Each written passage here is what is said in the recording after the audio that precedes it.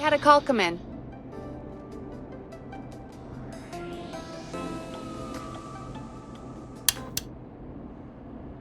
Forrest Nash here. Listeners, we've got another caller live on 189.16, The Scream. What's on your mind, caller? Hey, Forrest. I just wanted to phone in and say that I think I speak for everyone when I say that you're providing a real service for Gallows Creek tonight. It's cool what you're doing, man. Well, I'm just doing my job, friend. Anyway, tell me about yourself. What's your name? Are you keeping safe tonight? Yeah, man, I'm good, thanks. I'm at my roller rink, trying to get everything ready for the Harvest Festival tomorrow. I had a guy from Starling Security here earlier installing the Starling 4000 system, so I'm a little behind. As for my name, my friends call me Roller Ricky, and I now consider you a friend, my man.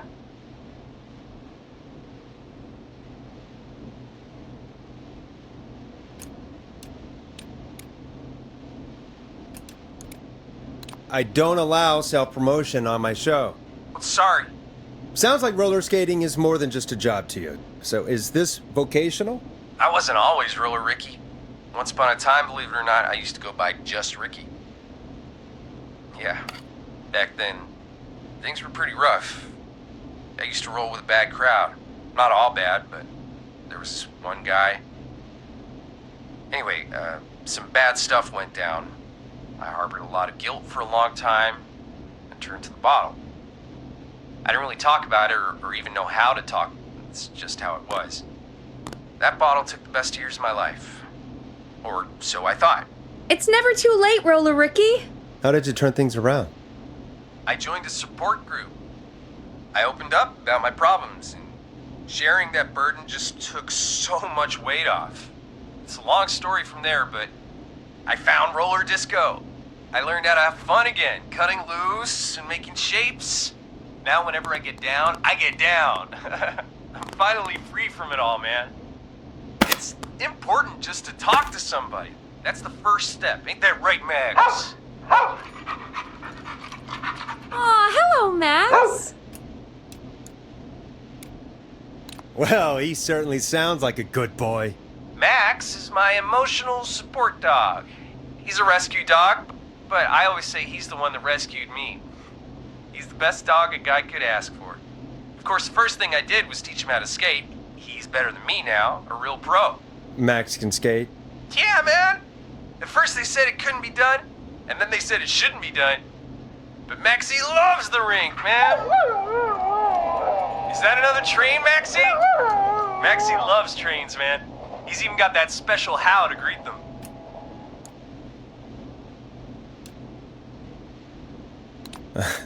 It sounds like you two make a great pair. Maxie appreciates all the positivity you're throwing out, my man. You know, I'm actually hosting free skating lessons tomorrow at the festival. I think it's a great opportunity to give back to the community. Man, all this talk of skating's got me itching for a boogie. Before I switch my radio off for the night, could I request a song for us? Something I can groove to, you know, something funky. It'll be me and Maxie's final boogie breakdown tonight. Then I think we'll take it down a level. I can do that. Thanks again for calling. You and Max, be safe now, okay? Bye, Maxie. You got it, man. Peace. Well, folks, this next one goes out to Roller Ricky and Max. Enjoy.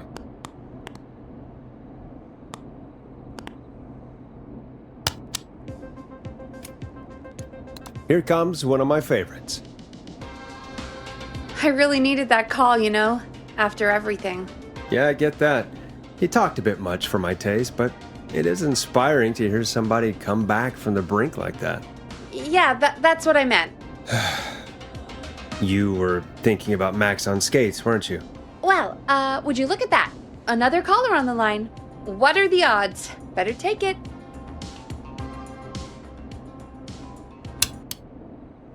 Welcome back to 189.16, The Scream. This is Forrest Nash. How are you tonight, caller? I'm doing okay. I made it home safe. Gary! Hey, I just wanted to thank you for doing what you could earlier. You know, even though not everybody made it, and, I don't know. Hey, it's okay. You were so brave earlier. You're safe now. I wanted to ask you why.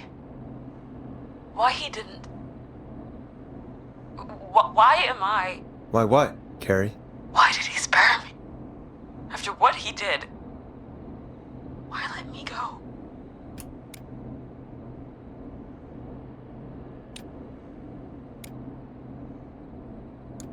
Maybe he didn't kill you because he saw you as a victim. Maybe. But why would that stop him from killing me too? After everything he did to... These stupid hazing nights have to stop. Carrie, you did so well tonight. Stay safe and rest. Help is coming to Gallows Creek. We just need to hold on. Thanks, Peggy. Hey, Forrest? Could I request a song? Of course, Carrie. What song? Any song by Blast Processor. And thank you. This next one goes out to Carrie.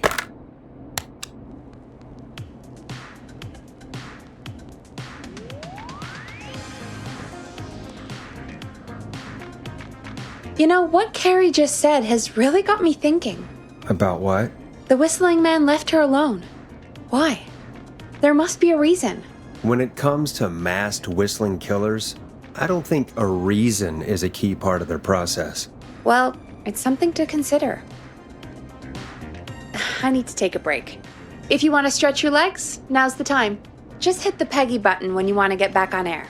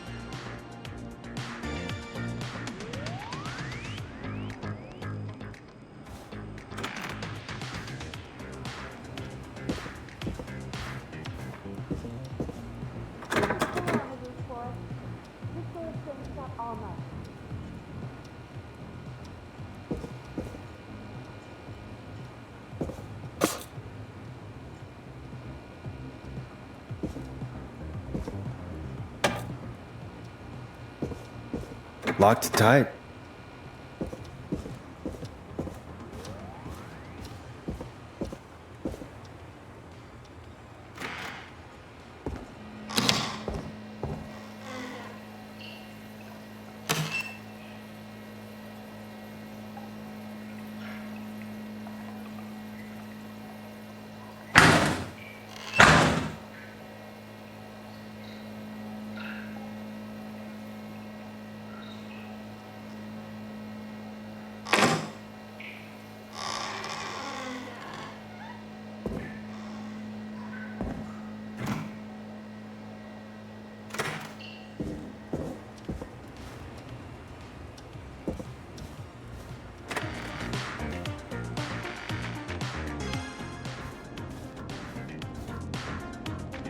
Let's get going, Peggy. Alrighty, we could run another segment or...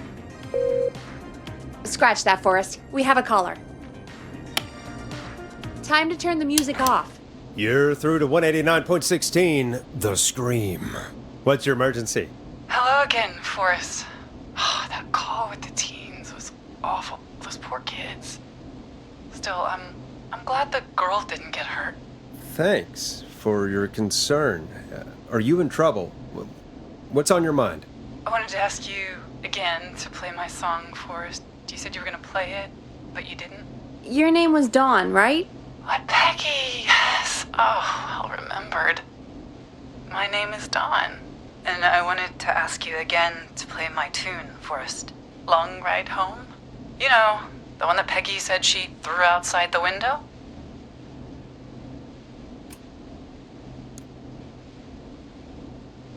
You must really love that song. If you're calling up to ask for it when you know we don't have it. Well, I do love it.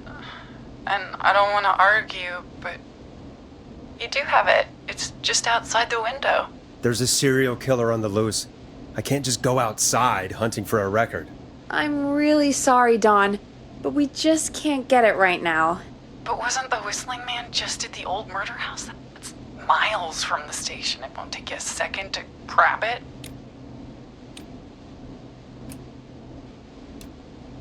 Don, I'm not sure if you've heard, but there's something unnatural about this freak. He's fast.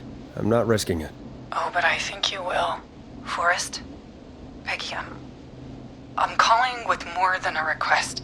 I know something. I think I know who's gonna be next. What? Are you serious? Play my song, Forrest, and you'll find out.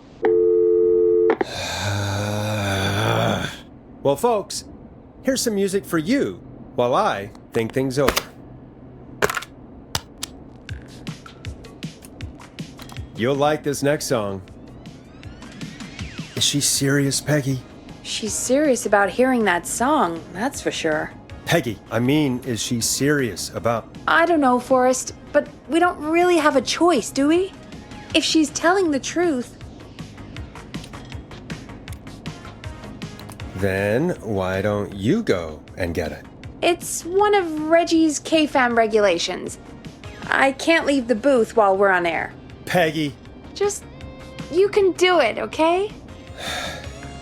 Fine. You're a good man, Forrest. I'll slide you the key to the fire door. Wait. Our fire door has to be unlocked? Yeah, I never thought about it, but yeah. We should talk to Reggie about that later. Anyway, I'll hold the fort down while you're out. Maybe I'll even get a caller. That could be exciting. 189.16, The Scream. With me, Peggy.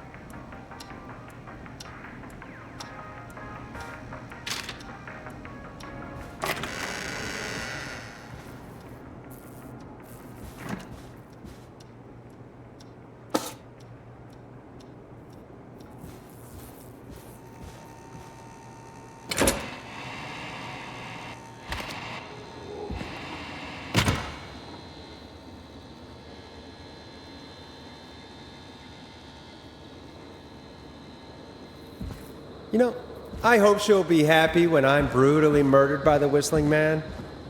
Out here, in the open, alone.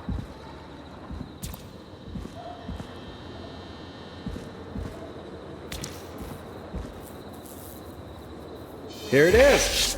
Long ride home.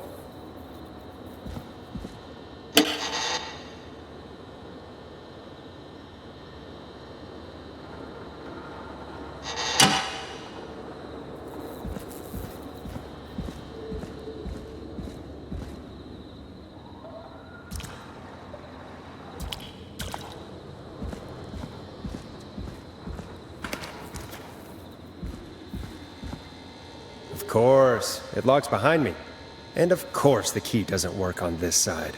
Fantastic. Maybe there's another way back in through the basement. A door, elevator, or something.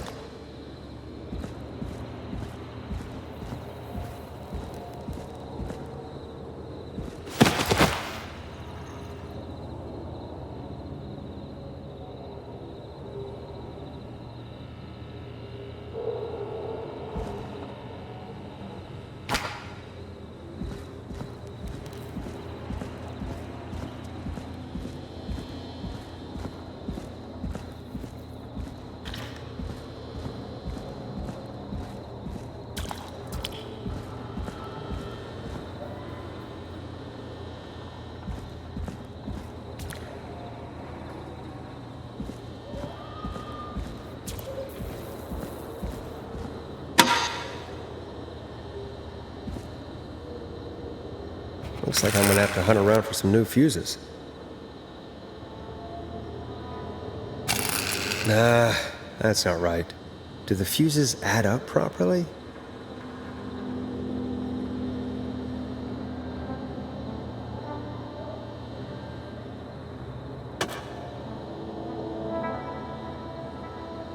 Looks like I'm gonna have to hunt around for some new fuses.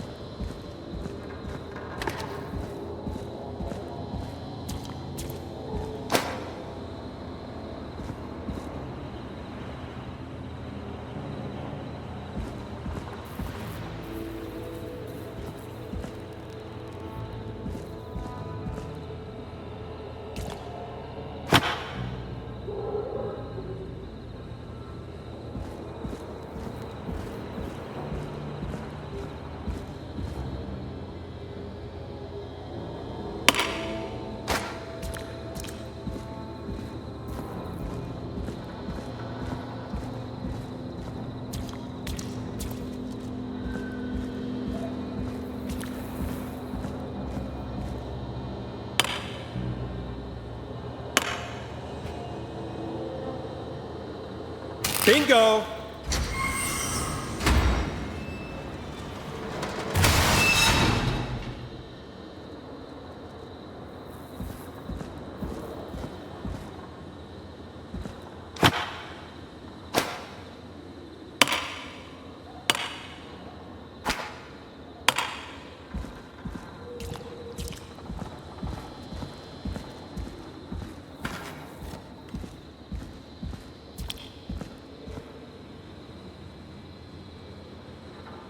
I could probably survive that fall.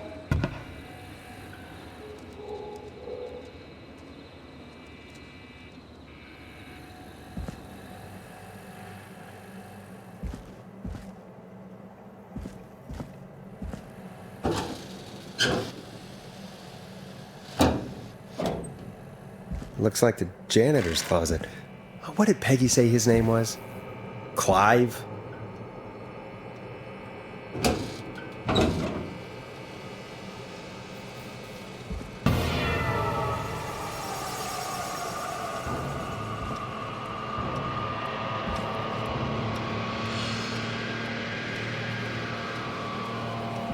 What the hell?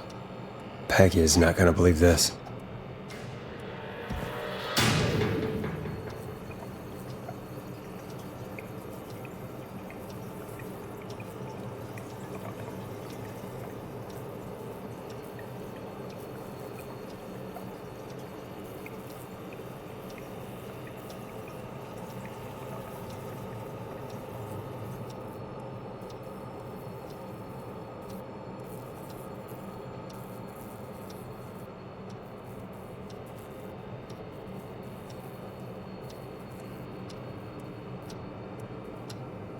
Huh, there's a key.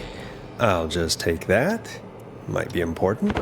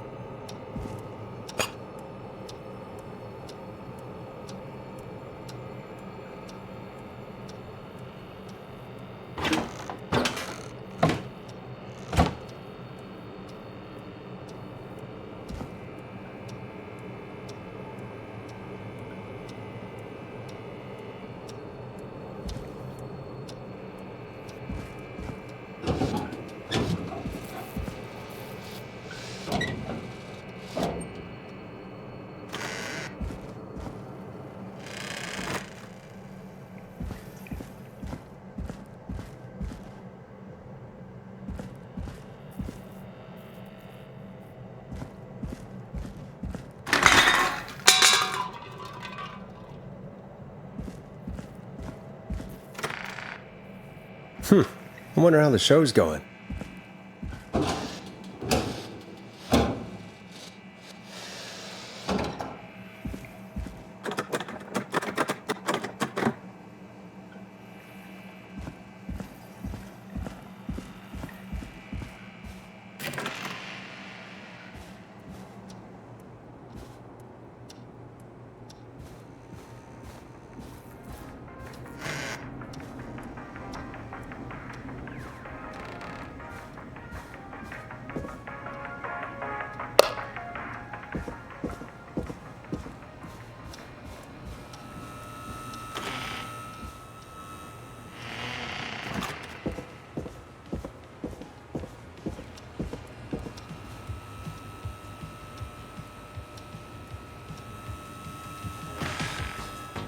Isn't that such a good song, folks? And now for...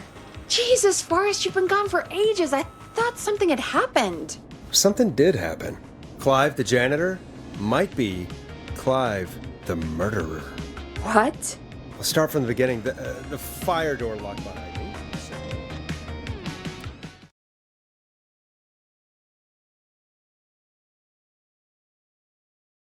Why did you heave that thing all the way up here?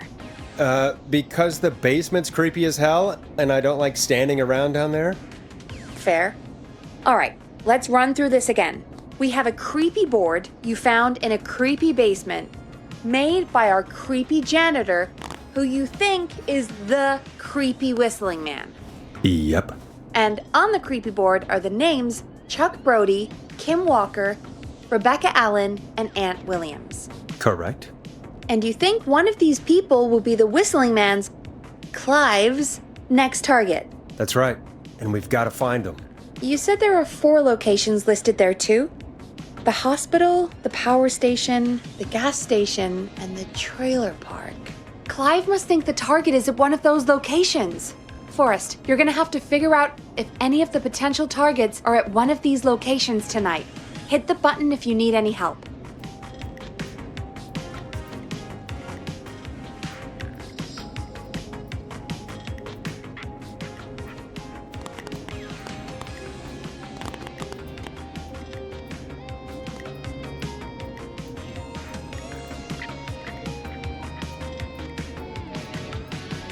How's it going?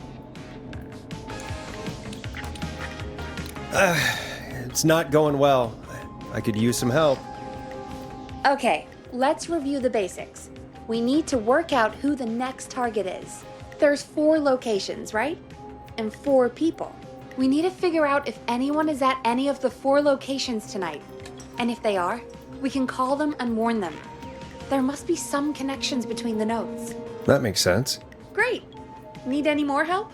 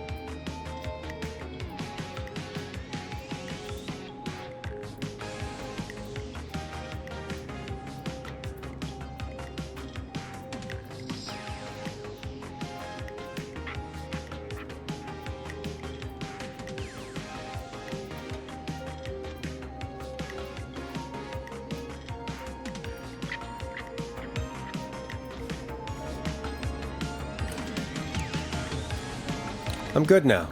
Thanks, Peggy. No problem. How's it going? I'm ready, Peggy. Are you sure? We've only got one shot at this. I'm sure. Let's do this. Okay, name first. Who do you think the target is?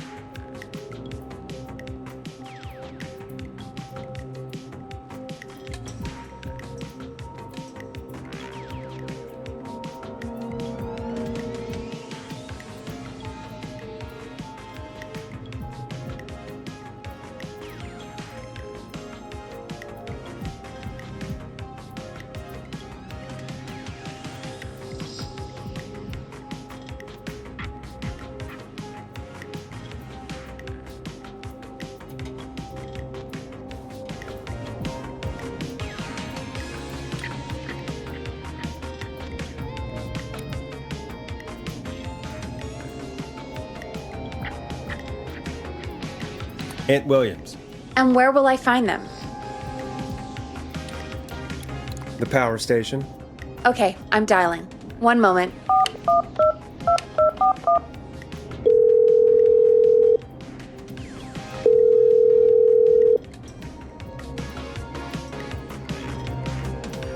Forrest, I'm through to the power plant, but they say there isn't anyone by that name there. What? Then who? Jesus! It sounds like something blew up! He's using bombs now? Oh my god. The call board, One moment. Forrest, I'm getting so many calls. Just let me... I'm gonna take us off air for a moment. Peggy, what's happening in there? Peggy. I'm back. He blew up the gas station, Forrest. Okay. I spoke to the fire department and the hospital. The fire department is useless now, as you know. And, the hospital's only ambulance was at the gas station. Forrest, you've got to say something on the radio. You have to tell the town. I'm putting us back on air. Now. Gallows Creek. I don't know how to tell you this, but, the gas station's been bombed. Please, everyone, stay safe, stay inside, and... Oh, just bring us into some music, Forrest.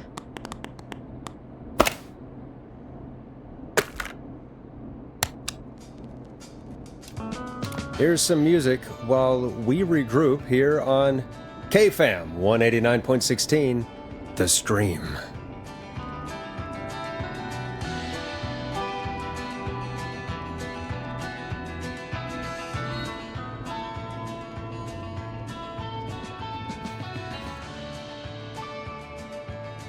There's gotta be more in the basement to show us who Clive is targeting. And if that's the case, we can get ahead of him. Stop the killings before they can happen. Forrest, we need to go back down. By we, you mean me, right? Yep. Like I said, I need to handle all these calls. Maybe start with that creepy mannequin room you mentioned before. I still have a lot of questions about those, by the way. Me too.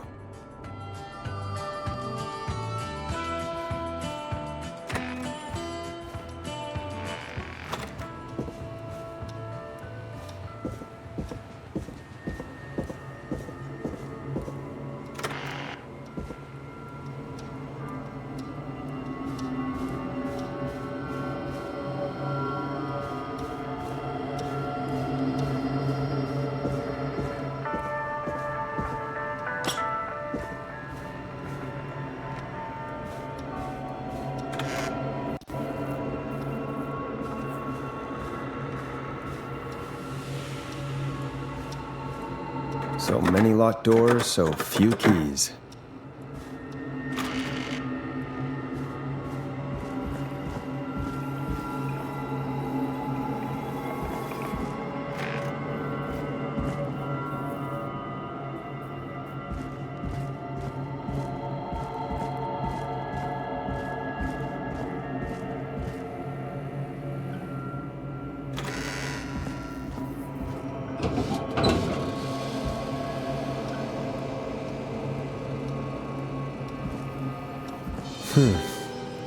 A key? Was this always here? I must have missed it when I brought everything upstairs.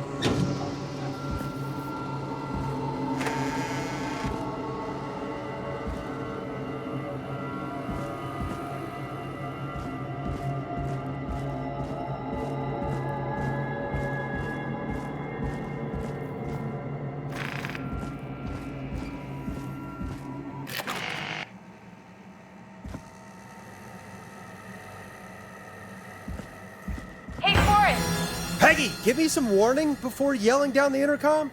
Sorry. Buzz the intercom when you find something and want to discuss it.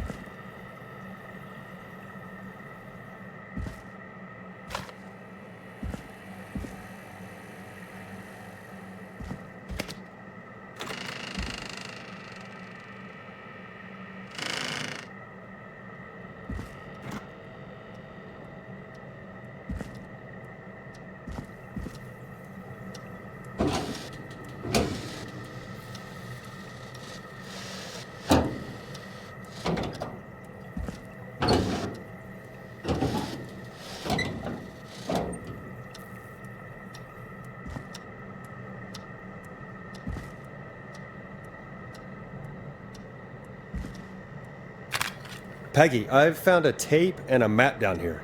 A map of what? Looks like it might be to somewhere in this storage area. Weird. Well, maybe the tape will give us more information. Give it a play.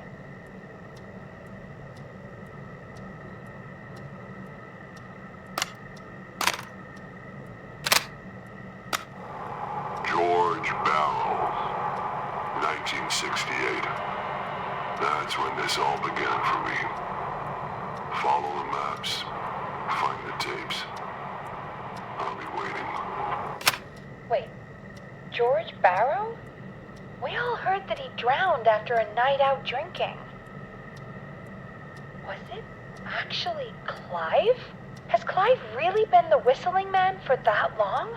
He says I need to follow the maps and find the tapes. I guess that's what this map is about. I think we need to see what else is hidden down here. Be careful, Forrest. Keep looking.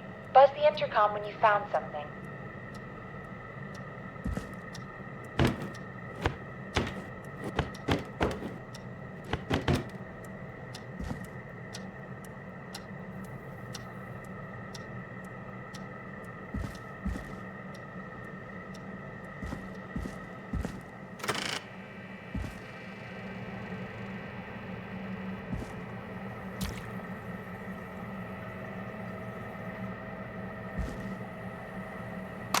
Time of autopsy is 7 a.m. Cause of death is asphyxiation from drowning. The degree of rigor mortis indicates that the subject has been deceased for 5 hours. That puts the time of death...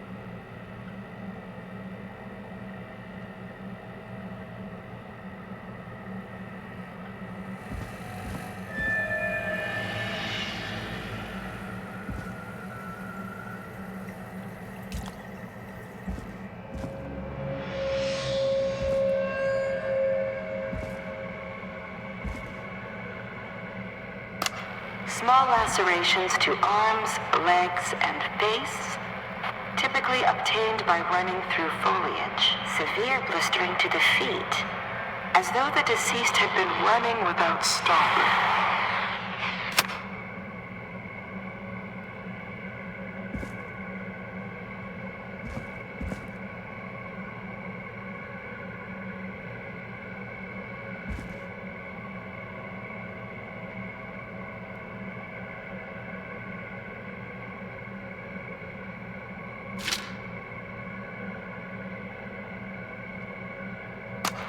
Small lacerations to arms, legs, and face, typically obtained by running through foliage. Severe blistering to the feet, as though the deceased had been running without stopping.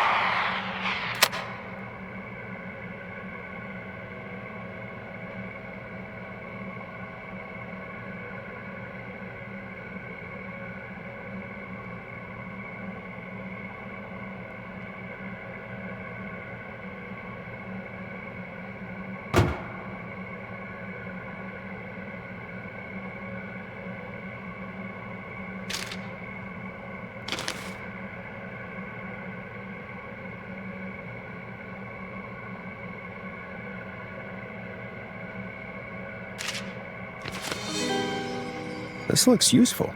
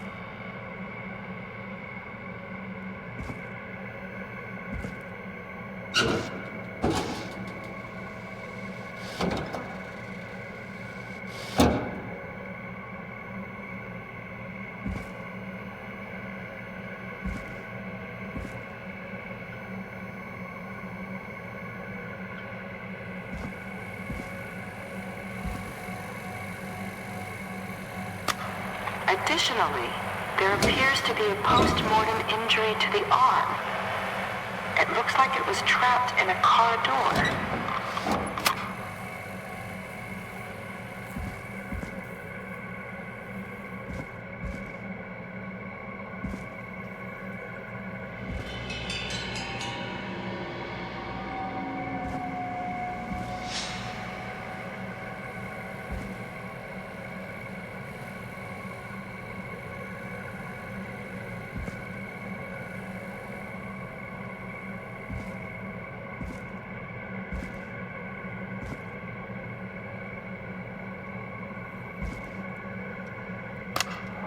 If you're listening to this, then I'm probably dead.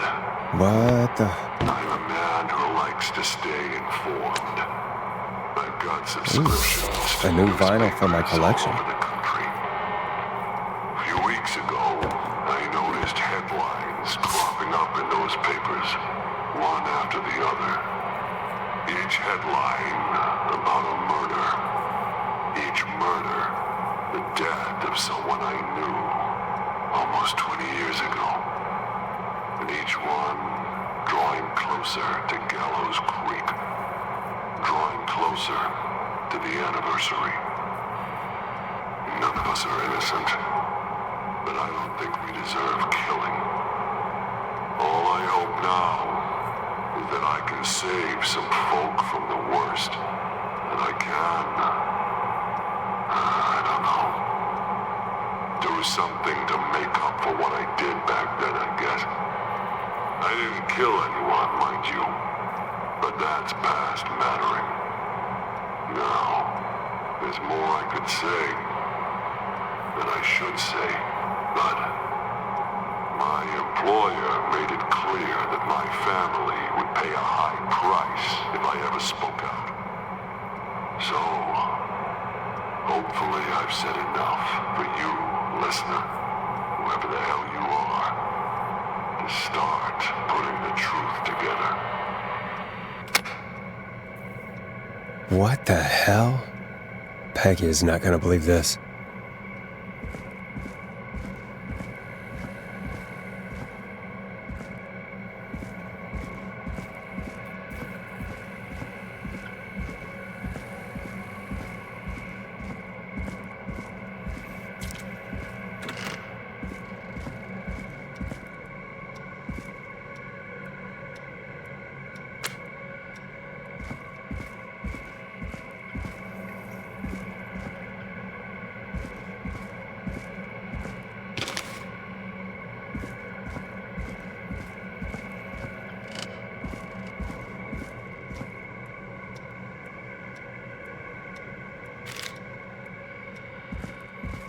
What have you found, Forrest? It's an autopsy tape. Doesn't say for who, but I think it must be for George. Poor George. He was so young. Something's bugging me, Peggy. What do you mean? I swear I recognize the voice of the woman talking on the tape. I just can't place it. Seriously? Do you think you've met her before? I don't know. I mean, I just got here recently. I don't know. Found another tape. It talks more about how George died. What did it say? It sounds like he was running for his life. Sprinting through trees and bushes, getting cut up all over. What would drive someone to do that? I'm not sure yet. I found a tape that introduces a new detail to the story. Post-mortem injury. Apparently, his arm got caught in a car door. A car door? Yeah, after he died. How do you suppose they can tell? How can they tell? I'm a radio producer, not a coroner. The written report I found doesn't mention it at all. How did his arm get trapped in a car door after he died? Unless he got it when the police collected his body, I guess someone else must have moved him after he was dead to where he was eventually found. But the report, what is going on here? I found a police report. Mentions a friend from earlier, Sandra Sharp. Sandra. The jazz runner? That's right. She found George's body washed up at the reservoir. The reservoir? Yeah? What's strange about that? George got cuts from running through foliage, right? But there's no forest around there. Also, how did it wash up at the reservoir? What do you mean? Reservoirs don't have tides. But that's what the police report said. It's not possible, though. I did a school project on reservoirs and got an A. But, yeah, not important right now. The important thing is that it doesn't make sense. What are you suggesting then? That the body was originally found somewhere other than what the report suggests? That the sheriff tried to cover it up, but accidentally let something slip? Something like that. I think. Well, Sheriff Matthews wrote the report. If he hadn't been eviscerated, we could have asked him. True. But Sandra is still alive. Once we're done down here, we should give her a call. I think I found Clive's last recording. I think Clive might be gone. Gone? I found a confession. Not for any killings, but for playing a part in covering up George's death. He left this behind in case he died. He hoped someone would find it. Do you think the whistling man already got him? Possibly. We've had a lot of callers tonight, but maybe not every victim made it to the phone, you know? We don't know how many there really are. Christ, Forrest, that's dark. I know, but Clive said he had read about other murders in other towns, and that the murders were all folks who knew about the incident. And the killings were getting closer to Gallows Creek. He said he wanted to do something good for once. The board in his office. He wasn't tracking people down to kill them. He was tracking them down to save them. Ugh, why didn't he just come out with all of this? He said his employer threatened his family if he spoke out about any of it. His employer? The one who orchestrated the cover-up? Oh, Clive. I'm sorry for thinking you'd killed all those people. Do you think you found everything, Forrest? I think there's gotta be more down here. I need to find all the tapes. You think so? How much did Clive hide down there? Well, if there are more tapes, then there must be more maps to follow, right? That seems to be the case.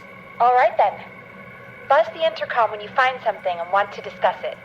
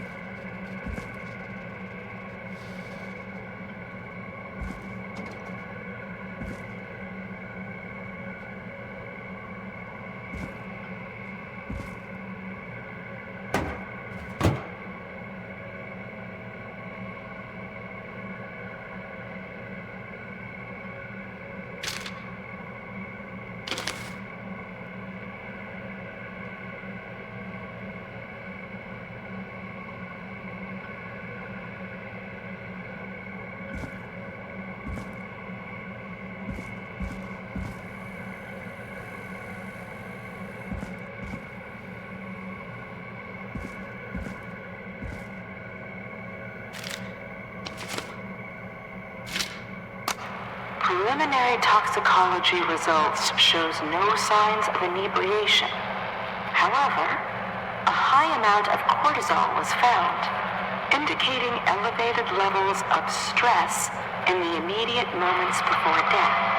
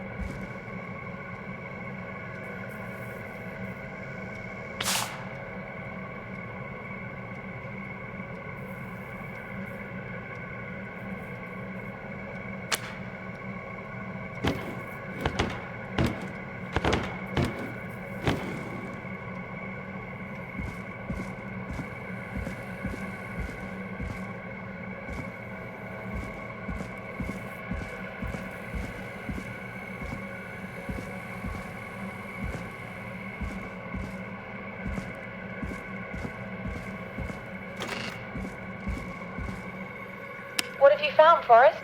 There's also a tape about a toxicology report. There were no signs of drinking or that he was on anything. What? But everyone said he went swimming drunk and drowned. It was in the newspaper and everything. Do you think you found everything, Forrest? I think there's gotta be more down here. I need to find all the tapes. You think so? How much did Clive hide down there? Well, if there are more tapes, then there must be more maps to follow, right? That seems to be the case. All right then.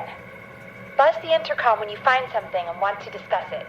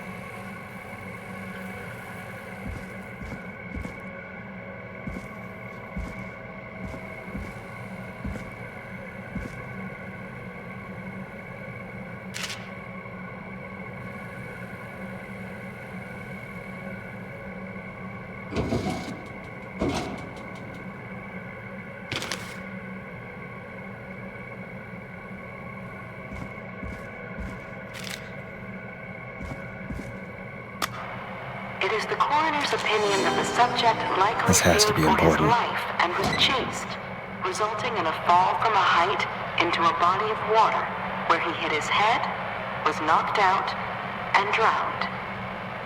Following that, he was moved.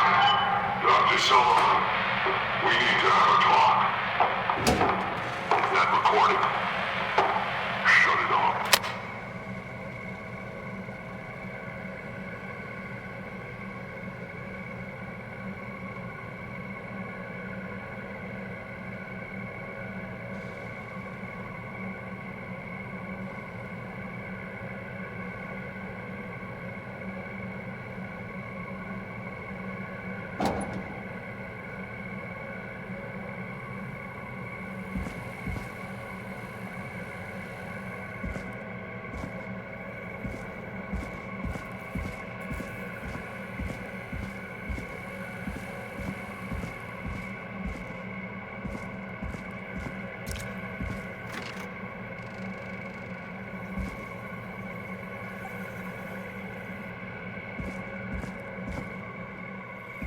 What have you found, Forrest? In another tape, the coroner comes to the same conclusion as I did.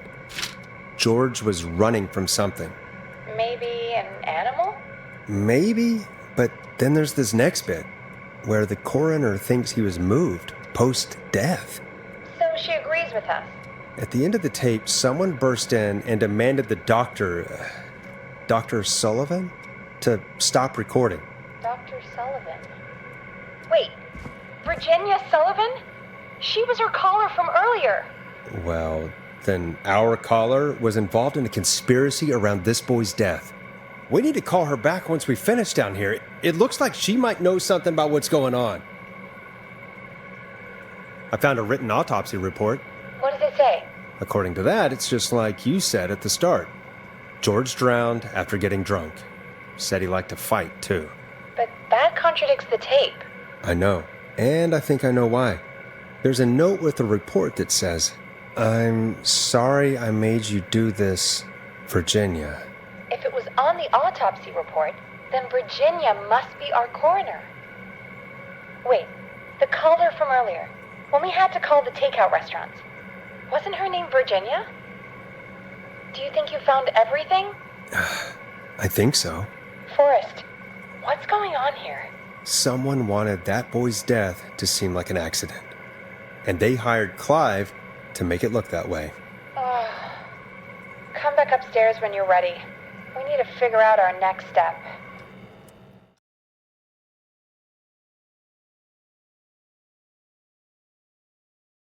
Thank God you're back, Forrest. I've been running out of stuff to pad our airtime with. Peggy, you work in radio. Forrest, I'm stressed. I mean, really. How are we supposed to keep a show going with all this happening?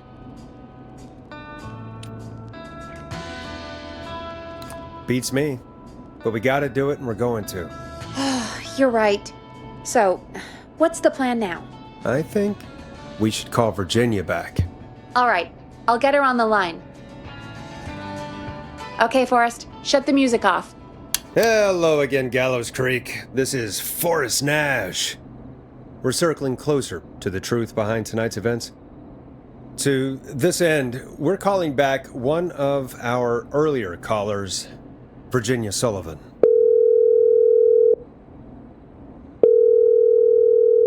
Fretman Plunker here? Who's this? Is it you? Goose? Plunker, hey, it's the radio man, Forrest Nash. Radio Man? What's up? Solving mysteries, saving lives. The huge. Right on. Plunker, what are you doing at Virginia's house? She asked if we could stay to keep an eye out for that whistling turd. So we're hanging out, bro. Well, that's big of you, Plunker. No, it's nothing. Can I speak to Virginia? Sure thing, Radio Man. I'll just go get her. Who is this? Hey, Virginia, it's Forrest. I'm glad you're still okay. Oh, Forrest. Sorry, I'm still jumpy.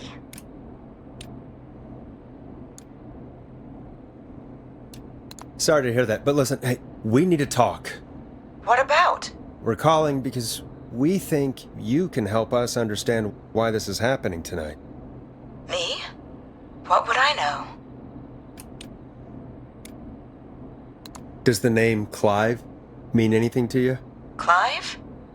No, I don't know that name. What are you asking about this for? You mentioned that name earlier when you called us the first time. I don't know what I said then. I was petrified, Forrest. Clive's the janitor at our station, and we know you spoke to him in the past. Forrest, please. You don't know what you're doing. He'll come for me. Virginia, it's okay. Clive won't be coming after you. We think Clive's dead. Dead? But isn't he? He's the whistling man, Forrest.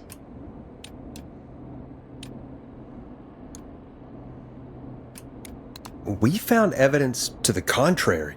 But It's true. And we found your autopsy reports for George Barrow. how? I saw him destroy them.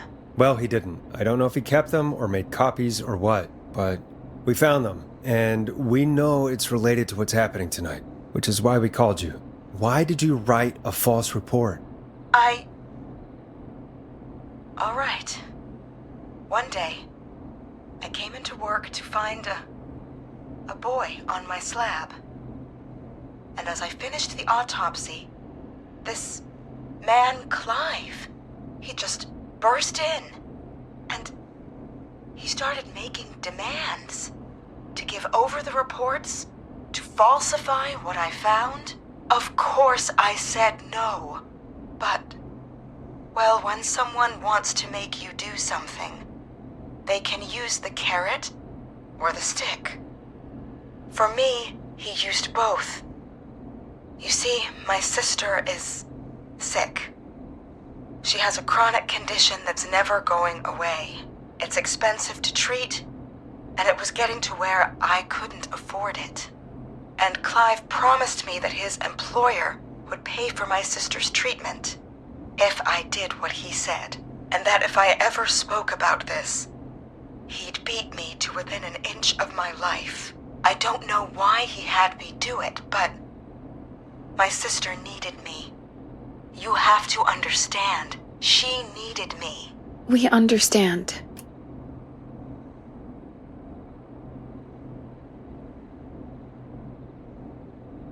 I don't. You helped cover up the death of a child. Forrest! But he threatened me. And my sister... You abused your power to help yourself. Oh, God. Forrest, that wasn't necessary. It needed to be said. So, Virginia's tied up in all of this. Clive threatened her to keep quiet about George's death. But for who? Why cover up these details? Well, we know Sandra was involved in George's death. Do you want to call her? I do. Alright, but before we go asking questions, I think we should know what we want to ask. Is that fair? Yeah, we need to ask her about finding the body. She was the one who discovered it, but something just doesn't add up. 100%. She knows more than she's saying. I wonder what she's hiding. We'll hopefully find out soon. Anyway, just be careful when you're talking to her. Don't push too hard. We don't want her to hang up. I'll be careful. Alright, calling her now. Hopefully she's at her jazz studio.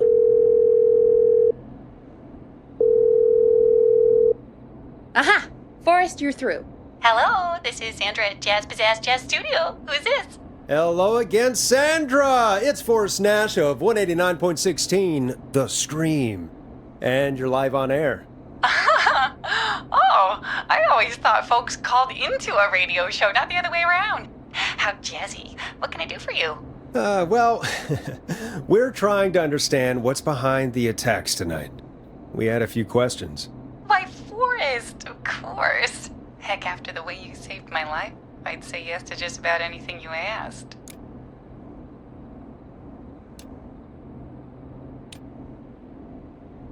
I'm calling to talk about death and murder, Sandra. Be serious. Well, you go right to it, huh? I don't know as much about that as I do jazz and jazz dancing, but I'll try. What do you want to ask me? Do you know why the Whistling Man might have targeted you? Ha! As far as I could tell, he was just a knife-wielding psycho with superhuman cardio. He'd have chased after anybody. Right. Well, we think he might be chasing specific people. People who know about the death of a boy named George. Oh, I don't know anything about that. Sorry. Sandra, we know you found George's body. We have the police report. I don't know what you mean. It's okay, Sandra. We know. You do? You know about? Yes. Of course. This studio is my life. After I found the body in the river, I couldn't lose my studio. Do you understand? Sure. I understand. When the rent just kept going up, he said he'd stop if I just needed to keep quiet. And everything would be okay. Sandra? Who was he? He said if I told everyone I found the kid in the reservoir instead of the river,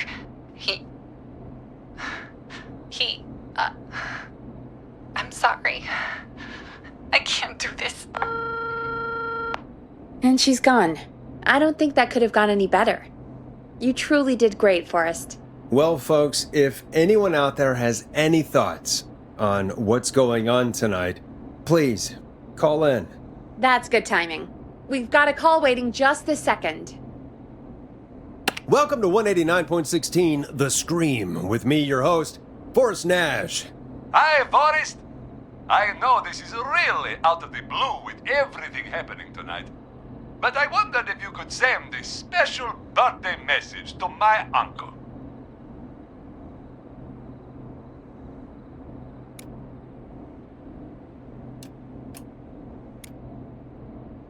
You want to do that now? Really? Why, of course now. It's his birthday.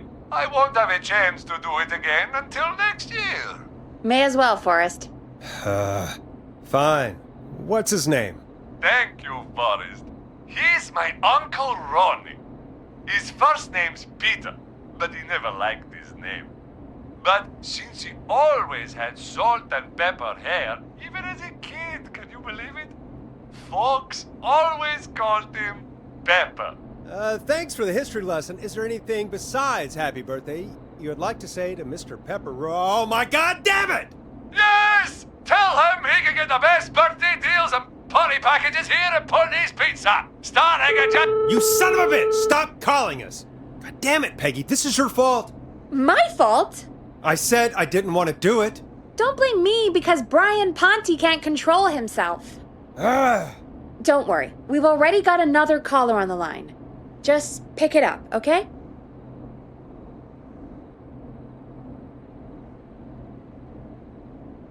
This is 189.16, The Scream. I'm Forrest Nash. You're on the air, caller.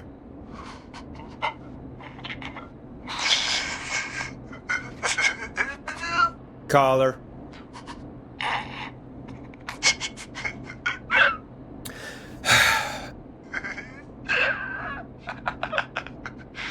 Ponte. Ponte's Pizza always delivers! Come rain or sleet or whistling man, we'll be there!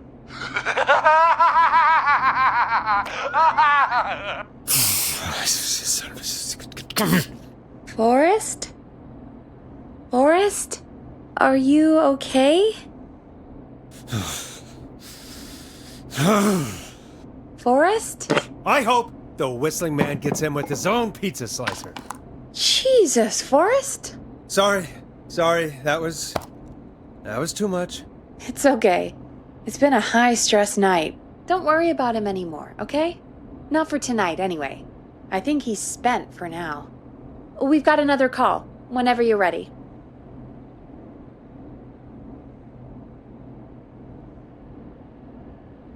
Folks, don't spend your money at Ponte's Pizza. That's all I'm gonna say about that. Moving along, I'd like to welcome another caller to 189.16 The Scream. With me, Forrest Nash. Who may I say is calling? Well, hello again, Forrest. Don. Don? We played your song, Long Ride Home. Did you hear it? Can you tell us? Never mind that now. First, I'm calling because I need your help. Are you in danger? I sure am. Do you mean Yes, he's after me now. you? I think so. He must have heard me on the radio helping you. Right. Okay. Tell us everything. I was out following a lead, trying to work out who would be next, after Chuck. And what happened? And I started to feel like I was being followed. I came back to my apartment building, but this newfangled security system has me locked out. I need you to help me get inside.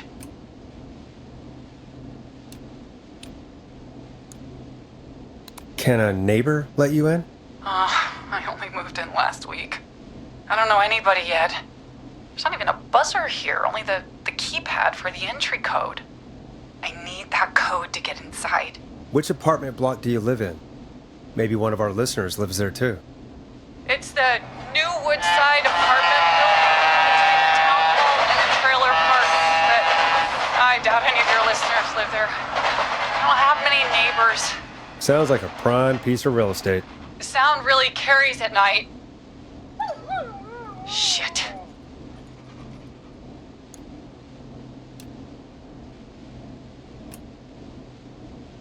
Is that a neighbor's dog?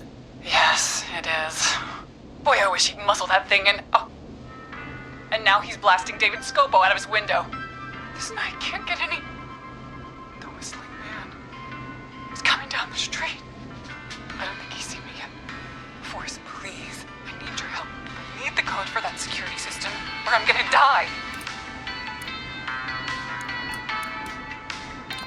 What's the name of the security system? There's a sticker on the box. It says Starling Security 4000. There's keypad. and it looks like it wants a 6-digit number. Starling Security 4000, huh? That's right. Very newly installed. I need the key code before the whistling man gets me. Yeah, of course. Don't worry, Don. Thank you, Forrest. I knew I could count on you. I'll sit out of sight. Call me back soon. All right, folks. Here's a little tune for you all to enjoy while I try to break Dawn into her apartment.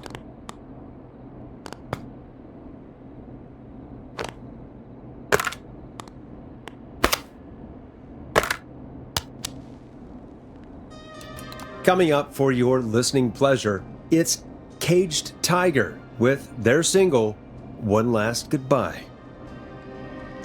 You were pretty quiet there, Peggy. Forrest, was it just me, or was there something... Yeah, it wasn't just you. Something was weird about that. Yeah. Well, tell you what, we have a Starling 4000 or whatever here at KFAM. Clive bought one for the station. Maybe we can find something to help. Well, I'm not sure who, but to help someone.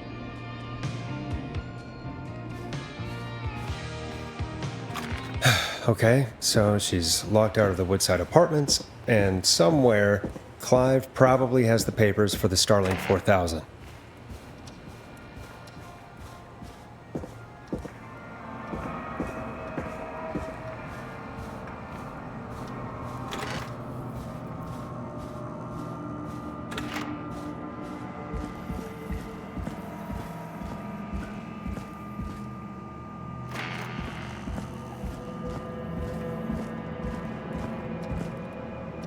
Order delivery form. Starling must have left this by accident. The system's not even installed at Woodside. Starling 4000. User manual. Ah, these codes should come in handy.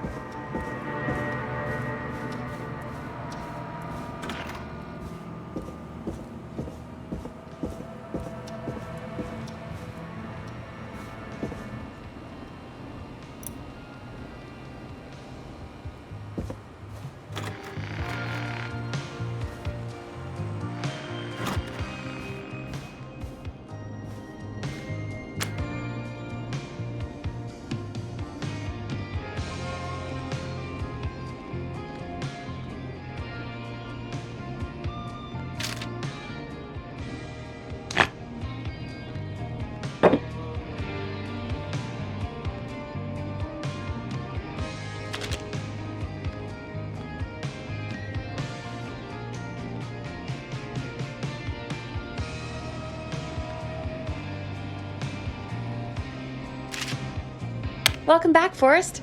Find anything? The Starling 4000 security manual. It's got a bunch of codes. Good. And did you find anything else? I saw a list of everyone else who bought the Starling 4000. Know who was on there? Oh my god. Roller Ricky! Do you think we should give him a call? Is that crazy? I don't know what you'd say, but... That might be a good idea. Okay, one moment. I got the number here. Patching you through.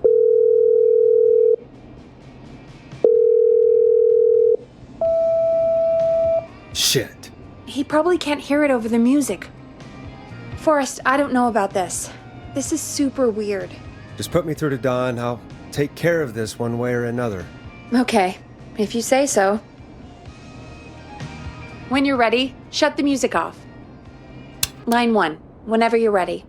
Don, are you there? This is Forrest Nash from 189.16, The Scream. Oh, thank God you're back. I'm so afraid. What's the code to the gate?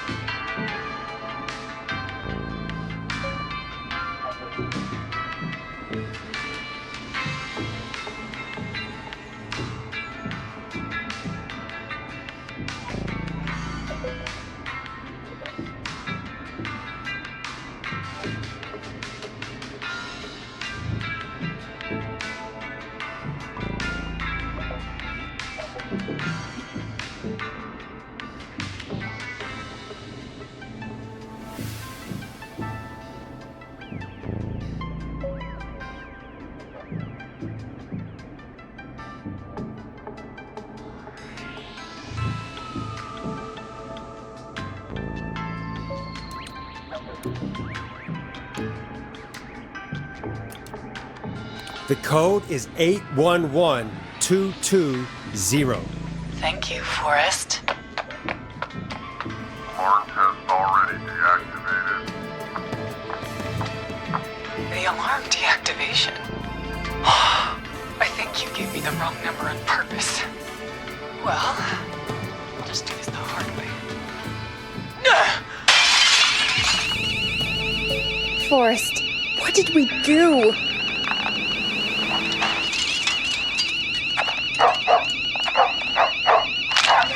No!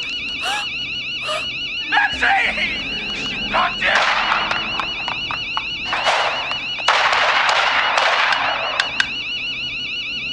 I'll hunt you down! Oh, Maxie! Ricky! Ricky! Hello? Hello? Forrest? Is that you? Did you have something to do with this? Ricky, whoever that was, she was trying to get into the building. I tried to help, but She? Forrest, man, you got no idea. That was him. That was the whistling man. The alarm gave me just enough time to get my rifle. Oh, man, Maxie, I'm coming, buddy! Forrest, I've gotta go. I've gotta go. Come on, Maxie. Stay strong. okay. Gallows Creek, here's some music while we process what just happened.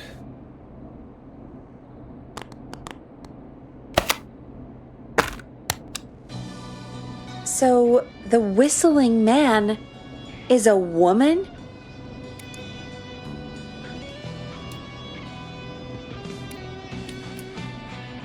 I know. I can't believe it. She called up. You spoke to her multiple times.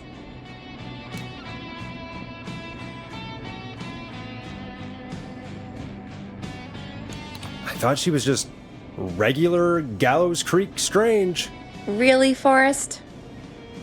Why do you think she requested that song?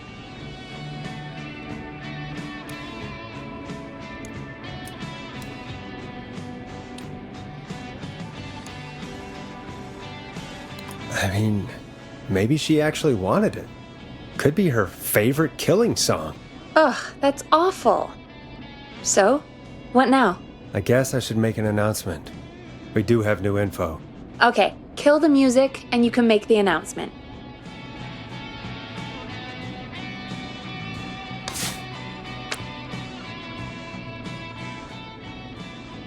Okay, you're live in 3, 2... Hey folks, this is Forrest Nash here. I hope you're all safely locked inside.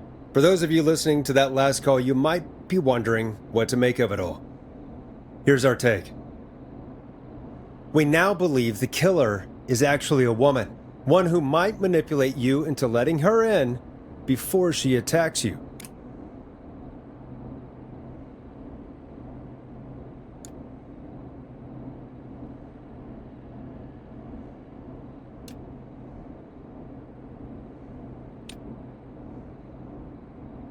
We're neighbors. Look out for each other and stay safe. The killer was calling themselves Dawn. This could be a fake name. If anyone needs help or you have info on the killer, please call in. You folks have my new number, right? It's 911. Hopefully, our next caller can help shed some light on our killer. Hey, we had a call come in. Okay, folks, time to take a call. You're through to Forrest Nash on 189.16, The Scream. Hey, man. Murphy? Damn straight. What's going on, Murphy? You in danger again? Nah, man. I've just been listening to the show here at home. And since you asked folks to call in if they could help out, well, I'm calling. I don't know if I can say as much as other folks have, but, I figure I wouldn't be a good role model to Fernando if I didn't try to help, you know?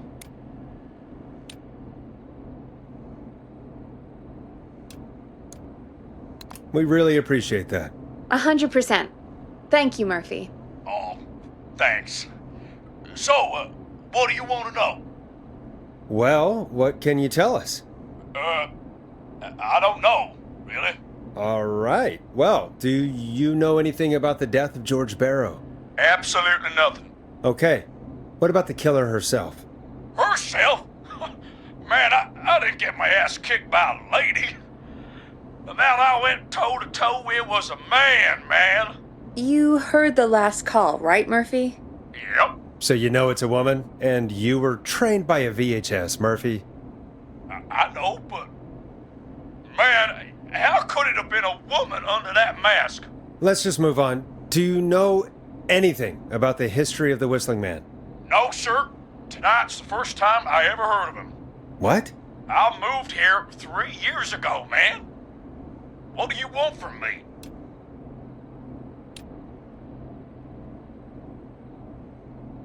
Hey, man, no worries. Just thank you for trying.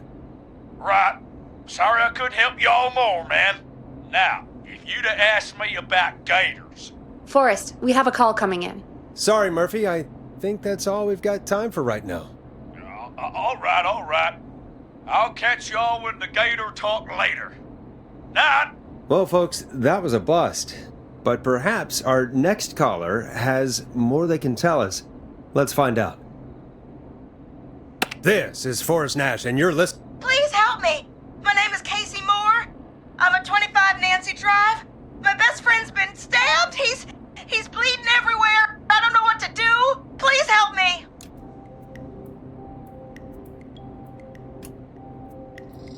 Is he still breathing? Yeah, but he's bleeding out fast. I really need help. Please. Take a breath. We'd been out at the reservoir. We were heading back to his place when we heard this whistling all of a sudden. He just started freaking out. He screamed at me, told me to hide. I'd never seen him like that, and I just panicked and ran and hid in a bush. Oh no. Forrest. Then what happened? He went up the road and talked to someone. I couldn't really hear or see anything. It sounded like he might have known the person, and they just stabbed him.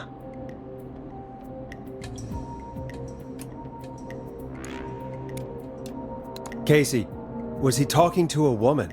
I don't know. They had a mask and wore all black. That's all I know. Please, we need help here. I'll get you help, but I need to know. Where did the masked person go? They left. They left him to bleed out. I waited until they were gone, then dragged him into the garage and called 911. Wait, why didn't she make sure he was dead? I don't know. I think I heard them say something like, "It's not so funny now, is it?" before they left, but please, he needs to get to the hospital. I can't drive, so we need an ambulance. Forrest, the ambulance was destroyed in the explosion at the gas station. You should get all the info you can. What's your friend's name, Casey? It's Jason Parker. Can you tell us where Jason was stabbed? They stabbed him in the stomach, and then stabbed him again in his leg when he was on the ground, and it's... Oh, the knife is still there in his leg. We'll be right back. Peggy, patch us through to the hospital. On it. Phoning St. Gabriel's now. Switch to line 2. Hello, St. Gabriel's Hospital. How can I help you? Hi, this is Forrest Nash from 189.16. We have a stab victim at 25 Nancy Drive named Jason Parker. He's been stabbed in the stomach and the leg. He's bleeding heavily. Oh, God, I'm sorry. But the ambulance is... well, you know. I know, but please, we need something, or he's going to die. Forrest, Listen, you're going to have to get him here. We need to see him, and we can't get there ourselves right now. We don't have any way to drive him right now. And even if we did, he's bleeding out fast. All right, listen. We need to buy him time to get here. That means stopping the blood first, and then finding someone to stabilize him. To stabilize him, you really need someone with first aid training. Do either of you have any? No. Me neither. Damn it. I'm really sorry about this, but I have other patients who can't wait. All I can do is talk you through the procedure as quick as I can, and then leave the rest to you. You think you can handle that? We don't really have much choice. Hit me. Okay, from the top. If he's bleeding out, then you need to get him comfortable and try to stem the bleeding. Lay him down. Apply continuous pressure directly to the affected areas. When the bleeding slows, Get a clean cloth of some kind and hold it over the wounds. Get them comfortable. Apply pressure. Clean cloths when slowed. Got it, I think. You said he was stabbed, right?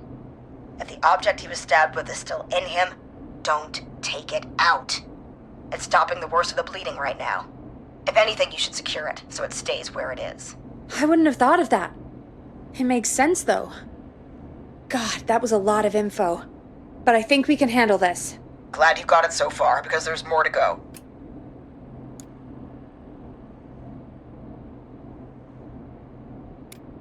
This is a lot to remember. Are you sure you can't stay on the line?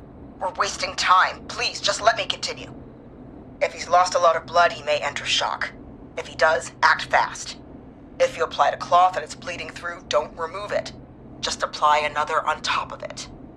If it's safe, elevate his legs to get blood circulating to his vital organs. Try to keep him warm. Get him to rest and reassure him. We need the patient to stay calm.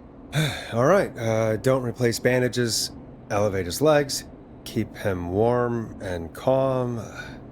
This is a lot. I'm really sorry. That's as much as I can give you right now. Try to stop the bleeding, find someone to get him stabilized, and get him here as quick as you can. Good luck. All right, Forrest. Casey's still on line 1. Hello? Hello? Forrest, are you there? I'm here. How is Jason doing? Badly. He's still bleeding. I need help. I've been putting pressure on his stomach wound since you left, but he's still bleeding. I don't know what to do. That's good, Casey. The nurse said to do that. What about the knife in his leg? It's gotta be hell. Should I pull it out? No, don't touch the knife. The bleeding will get worse if you pull it out. Are you sure? I'm sorry. I'm gonna stop making suggestions. No, don't worry, Casey. We're a team here. We're all going to get Jason through this. Casey, is his leg wound bleeding right now? I hate looking at that knife. Yeah. It's bleeding. His stomach is worse, though. I think we need to secure the knife so it doesn't move around. Do you have anything you can tie around it? Yeah. There's some laundry piled up on top of the dryer, some cloths on the hood of the car, and what else? I guess I've got my jacket.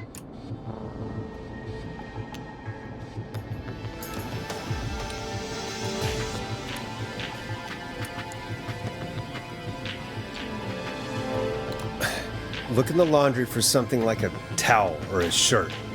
Hold that over the wound. Okay. Looks like I'm gonna have to buy you some new whites, Jason. Here we go. I'm sorry, Jason. It's secure. I'm putting pressure on his stomach again. I'm starting to think we might make it. Forrest, can I have a word? Now isn't the best time, Peggy. Can it wait? Forrest, it's kind of important. All right, give me a second. Casey, I'm going to have a quick word with Peggy. Keep putting that pressure on and let us know when the bleeding is under control. You're doing great. But what if something happens? We'll still be here. Just shout if you need anything, and we'll be there. I promise. Okay. I'll wait. Jason, please be okay.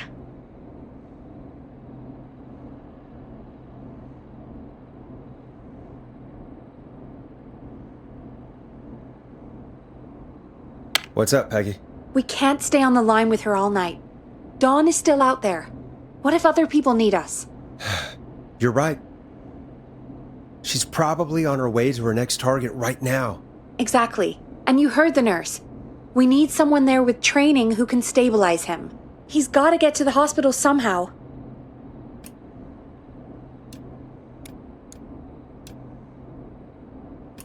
Could somebody nearby help them? Maybe drive them to the hospital? You know, that's exactly what I was wondering. Do you have anybody in mind? I might. A little before you started working here, KFAM did a mandatory first aid training course. Me and Karen missed it because we were away on a producer getaway. You skipped it, didn't you? Never mind. So, how does KFAM's first aid course help us? Casey said they're at 25 Nancy Drive, right? Yeah? Why? They put up a bunch of cheap houses around there about 10 years ago. So a bunch of people here at the station live around there. Do you think any of them could help Casey and Jason? Probably, but I don't know who lives there. And since I missed the training day, I don't know who knows first aid. Could you call them and ask? I don't know everybody's numbers. I've only ever called Karen. Everybody's personnel info is probably in Reggie's office. Got it. I'll look through their files in Reggie's office. It's a life or death situation. I'm sure they won't mind. Right. But there are a couple of problems with that.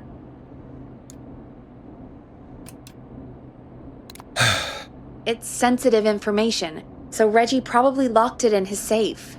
Great. Do you have any idea what the combo for the safe could be? Not a clue. Reggie's a serial note-taker, though. Maybe something in his office will give it away. Right. There is something else. I'm not gonna like this, am I? Have you ever heard, "The future is floppy"? Peggy, what the hell are you talking about? I'm talking about floppy disks. Floppy disks are like these futuristic things that have information on them. You put them in a computer and they do something. Peggy, I know what a floppy disk is. Anyway, Reggie decided that the future is floppy and started phasing out our physical records and replacing them with these floppy disks. I imagine it's the same for our personnel files. That's good to know. Since we haven't heard anything from Casey, I'm guessing Jason's okay for now. I'll check out Reggie's office and see what I can find. You'll need a key for that. I'll just slide it under my door now. Thanks, Peggy. I'll just have to look around.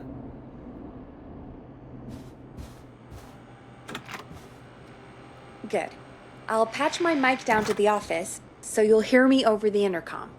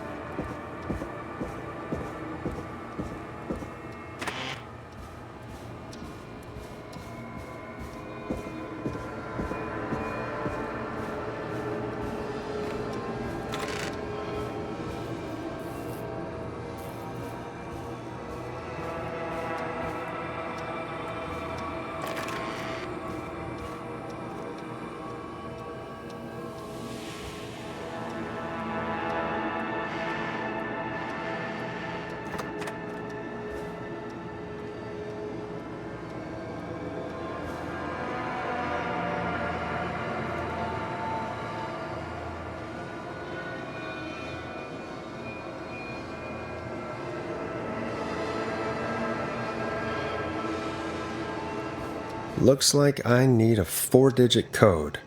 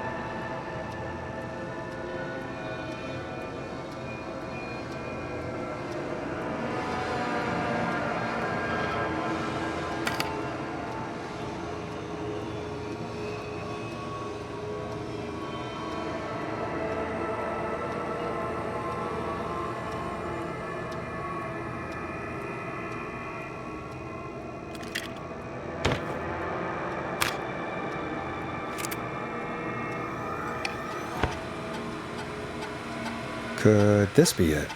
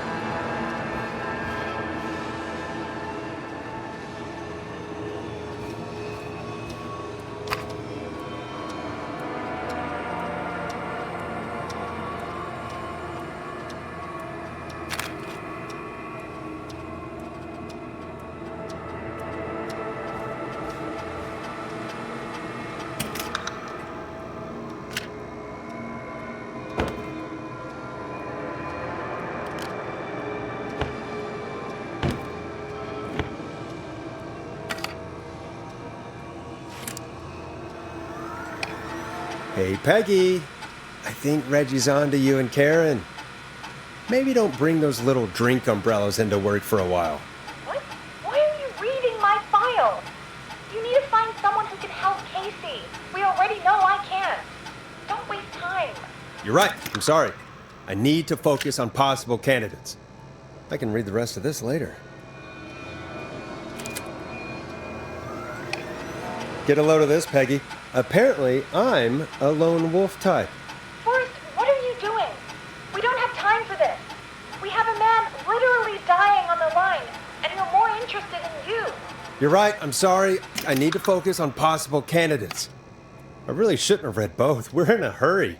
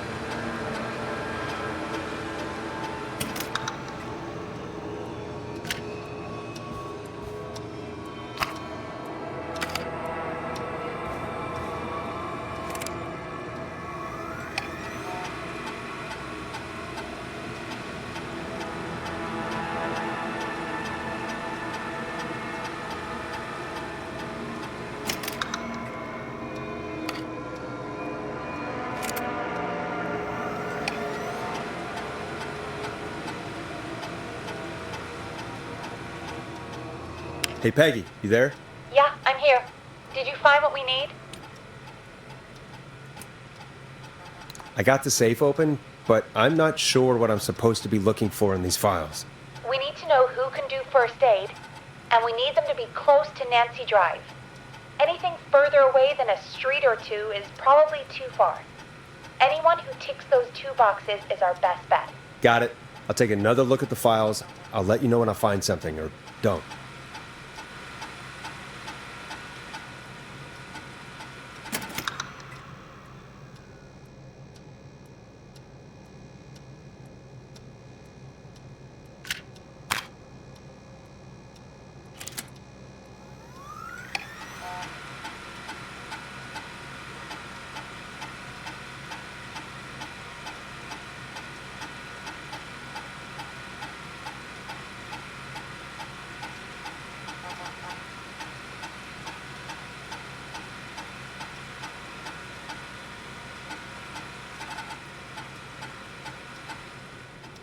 Hey, Peggy, you there? Yeah, I'm here. Did you find what we need? I think I know who our best bet is to help Casey and Jason. All right, good work. Who should I... Hello? Is anybody there? Please pick up. Casey, I'm here. What's wrong? Jason started going pale. I tried to get him to rest, but he just threw up everywhere. What's happening? What do I do?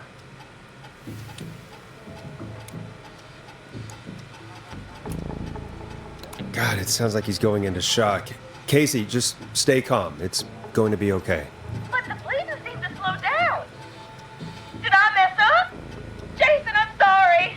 Casey, calm down. You've done everything right. I need you to listen to me, okay? For Jason. What did the nurse say to do about shock?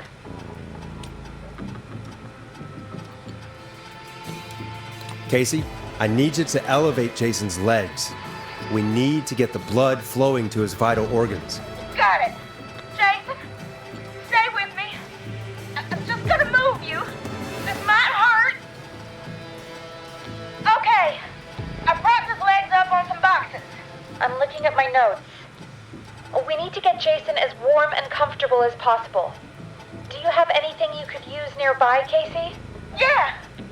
I still have some laundry next to me. I'll wrap him in some blankets. Just give me a second. Sorry. Jason's bleeding through his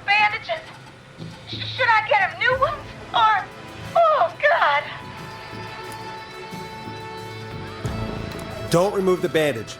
Apply another one on top of it. Do you still have something you can use? I've used the rest of the laundry to keep him warm, so I'll use my jacket. I can always get a new one. I'll fix his bandage and get him warm. Hold on, please.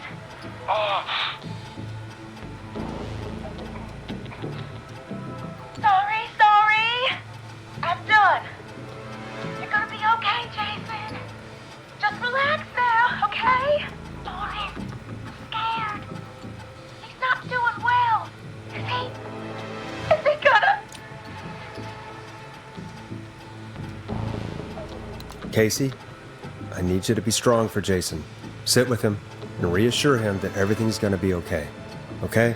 Okay. But please, I can't give him what he needs. Please sit down. I can't lose him. All right, Forrest, we need to hurry. Jason doesn't sound like he's doing too well. You said you knew who to call earlier? Who was it? We need to call John Hedges. He lives on Nancy Drive. He didn't really participate in the first aid training, but he's a former war medic. He's probably the most trained person we have. Really? I never really spoke to him before. A war medic, huh? Yeah, and according to Reggie's notes, John keeps all of his old equipment at his house. He's something of a hoarder. All right. What's his number? 5420735. Calling now. Let's hope he picks... Who the hell is this calling me? What time is it? John, it's Forrest Nash here at KFAM. We have an emergency and we need your help. Forrest, if this is a work emergency, then it can wait until the goddamn morning. Just leave me a note like everybody else.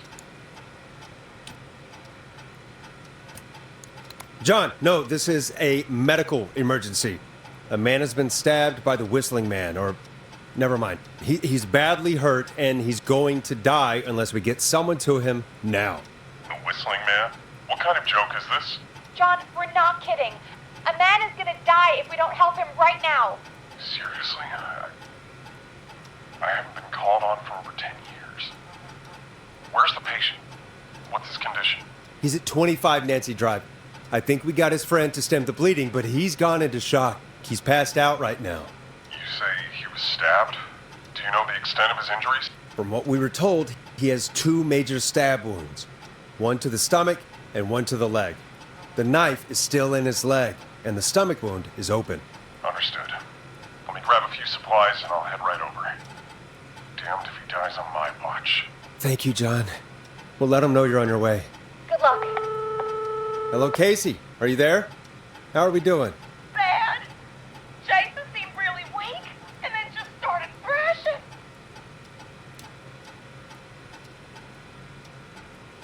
What about now? Is he still thrashing? He's passed out. Please tell me you found someone to help. Casey, help is on the way. My colleague will be there soon. You hear that, Jason? Someone is coming. You're gonna be just fine. Just hold on for me, okay? Just hold on. Come on. Hello, Casey. This is John Hedges. I'm here about Jason. Please let me in. I'm guessing that's Jason there. Casey, I'm gonna need your help. Forrest, Peggy, don't you two worry. We've got this from here. Okay. Forrest, we'll call you back later. I have to go now. Good luck, everyone. God, I hope he's gonna be all right. And with that, the show moves on. We're sending our best wishes to Jason.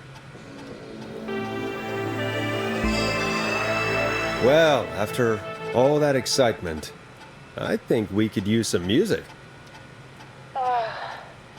Come back upstairs when you're ready.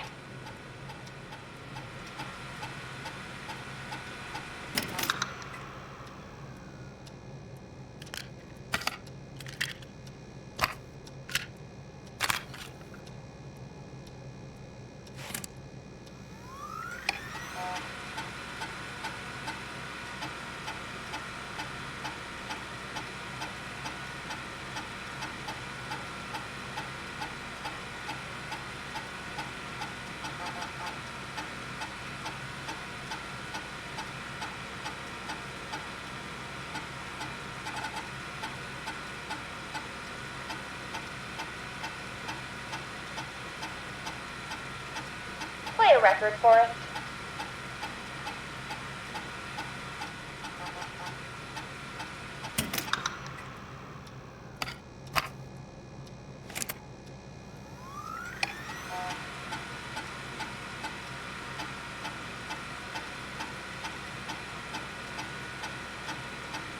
I'd better put a record on.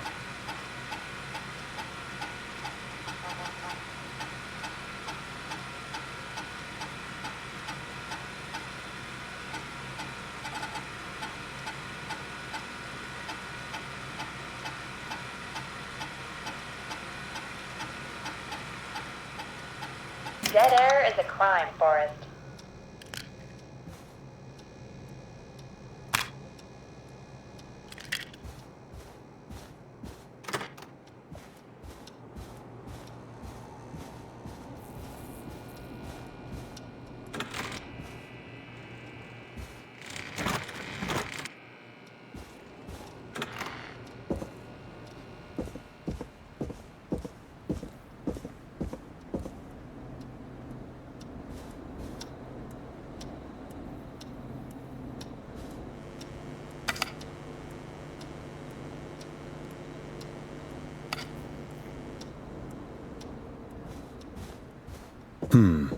What song should I play?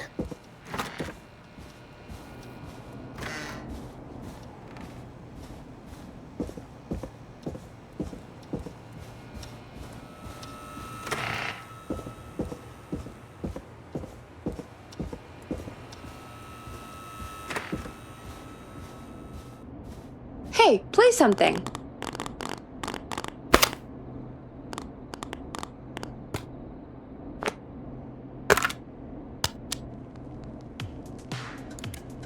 Hope you enjoy this one as much as I do. It's getting pretty late. This might be your last break for the night, so try to enjoy it. Give me a buzz when you want to go back on air.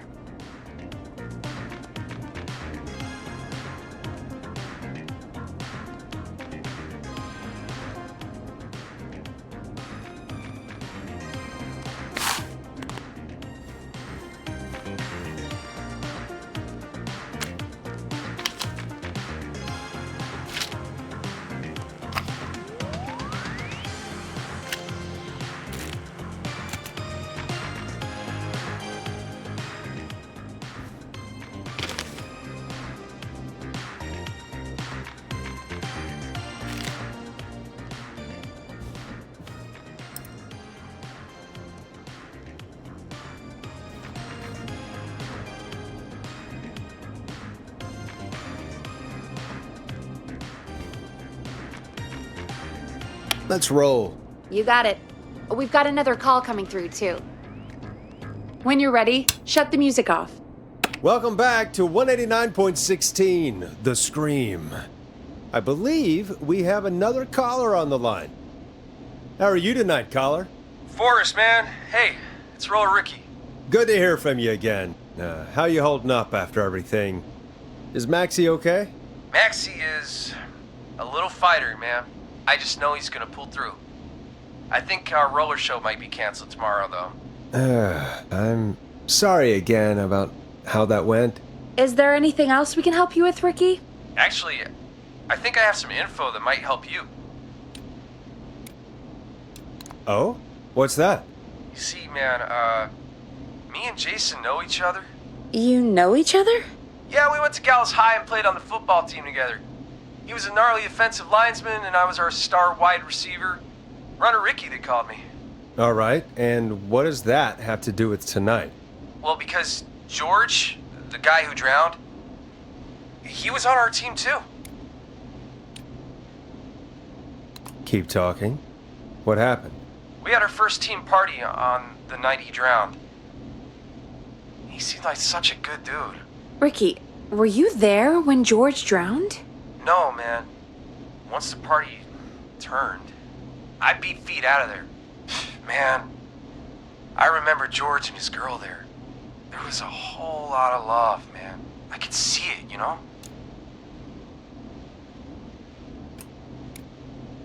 George's girl? Ricky, who was the girl? She might just be the one behind all of this. What? No way, man. There was so much love there.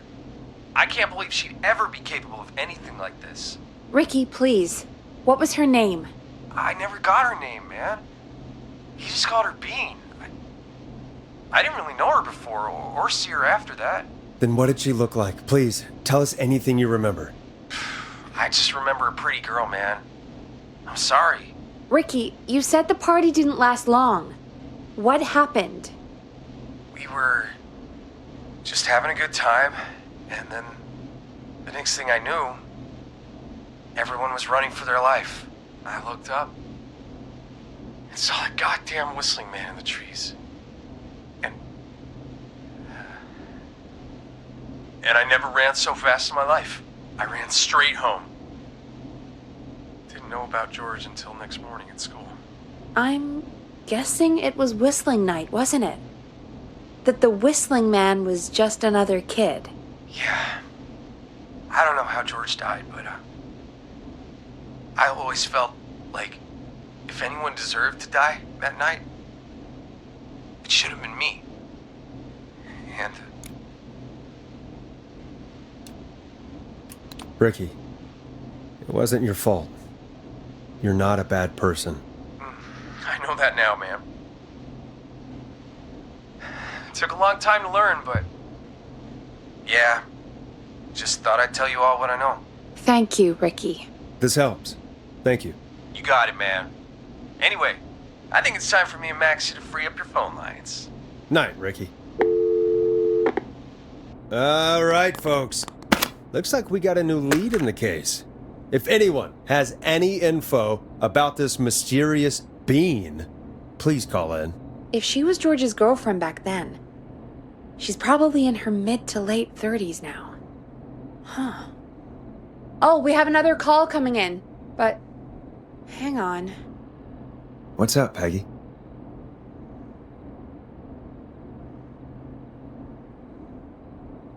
Peggy? You're gonna want to take this call off the air. Who is it? Just do it. All right, folks, it's time for another track. Here's one to help you sit back and relax. We'll be right back after this. You're gonna love this next track. I hope this is good news, Peggy. Who have we got? Find out for yourself on line 1. Hello? Forrest, I'm glad I got back through to you. Sounds like it's been a busy night, huh? Surprise! It's Leslie, our 911 operator, leading the charge from Henderson to come save us. It's so good to hear from you. Are you okay? We're doing okay. Sarah and I are both happy to be headed back home. We're happy to have you too. Wait, Sarah? Oh, yeah, I mean Deputy Martinez. Anyway, we got back into radio range a little while ago. We've been listening in, but haven't been able to get through until now. Ever since you found Sheriff Matthews, it's only gotten worse. It's been a long night. Well, it shouldn't be too much longer now. I'm glad I got through to you. I wanted to let you all know what's going on. I made it to Henderson. Turns out somebody had cut the phone lines, and they had no idea what was happening. After I told them, well, their sheriff sent a goddamn squad back with me to stop this. That's great news. That's crazy about the phone lines, though. Do you think the whistling man cut them? I'm guessing so. I don't know how the whistling man did it. But that doesn't matter right now. Listen, we're coming in hot, but we need your help. I know Gallows Creek isn't a big town, but if we don't know where the whistling man is, we can't get him. Her. That's where you come in.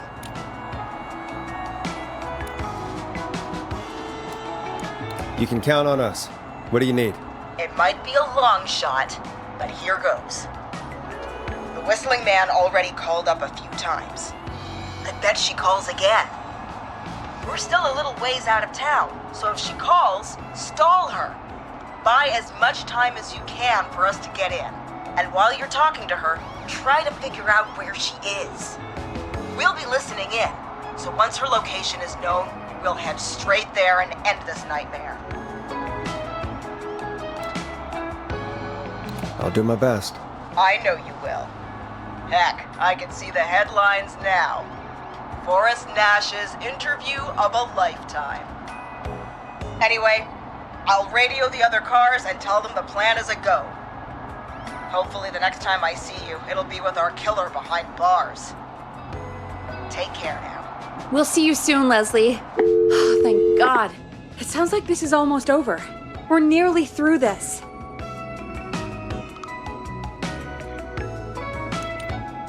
That's nice to think, Peggy, but I don't reckon Dawn is gonna give up without a fight. She probably won't give up without a fight, no. But neither will we. Now, let's get you back into the arena, champ. Okay, Forrest, shut the music off.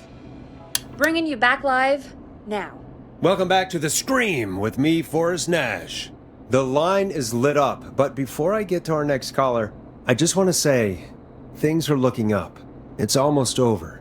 But for now, let's bring in our next caller. Evening, caller. This is Forrest Nash. Hello, Forrest. This is John Hedges. I'm here with Casey. I wanted to give you an update on Jason. John! Is he gonna be okay? He's a fighter. He'll be fine. We've got him stabilized and resting in a bed. We're preparing to move him to the hospital. Thank you so much. If you hadn't been there, then... God, I don't even want to think about what would have happened. Of course, Casey. We're just happy he's okay. John, Casey, you two did all the work. Tell Jason to get well soon from us, whenever he's up for it. Well, why don't you tell him yourself? Is this Forrest? It is. I hope you're feeling better now. It's good to hear you, Jason. How are you? Oh, well, you know. I've got a hole in my stomach, and there's a knife in my leg, but John gave me something to take the edge off. So, I might feel even better than either of you.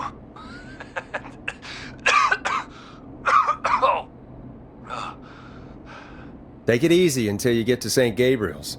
I will. But, before that, I needed to call you. I'm guessing the whistling man is still out there? I'm glad you asked, actually. I wanted to talk to you about that. Go for it. We spoke to Roller Ricky not long after you were attacked. You spoke to Ricky? Is he alright? He is now. I mean, he was attacked earlier, but this call came after. Hey, guys, I'm really sorry, but there's a call on the other line. I just need to make sure we don't have another situation brewing. You fill Jason in on what happened. I'll be right back. Sure, Peggy. Sorry, Jason, where was I? Yep. Ricky's fine. You don't need to worry about him. That's a relief. He told us about George. Sounds like everything's finally coming out now. It's been tough to hold it all in. Sounds like you've been holding back about something awful, Jason. I'm part of the reason my best friend is dead, Forrest. And the few who knew about it said if I ever said anything, I'd find myself in jail. For a long time. It was hell. And then the town just moved on. Like he'd never existed. What happened that night? I went along with the stupid prank, that's what. Whistling night. Some of the guys on the football team had an idea for a way we could haze the newcomers. We decided to plan a party in the woods and have the whistling man crash it. It was stupid. We each had a role. I was the stabbed friend. At the party that night, I left the group for a second, met our whistling man, pretended to get stabbed in front of everyone, started an almighty panic. Those screams. That was the last time I saw or heard George alive. How did George die, Jason? I don't know. I was playing dead. But when I heard her scream... Ricky mentioned a girl named Bean. Is that who you mean? Bean? Oh yeah. I guess George did call her that. Yeah. He called her Bean. I heard her again tonight, Forrest. Her name was... What? What happened? Are we still on air? No, we're not. Seems like the power is completely gone. How do we get it back on? I don't, we can use the emergency generator down in the basement. Reggie picked it up a while ago in case we ever needed to do an emergency broadcast. An emergency broadcast? Emergency? Nuclear war, alien attack, broadcasting a serial killer's location to the cops so we can end this nightmare. Fair point! It's in the storage area in the far back corner, up on the wall. You might have spotted it earlier when you were digging around for all those tapes. It'll have a big red button. Just press that. I'll see you when you're back.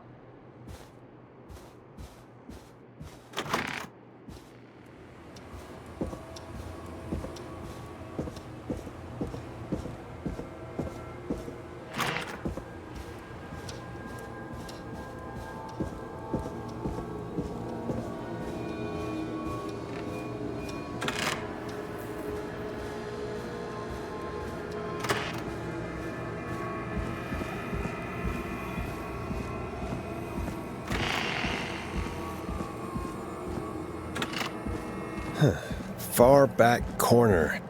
Why is this station so big?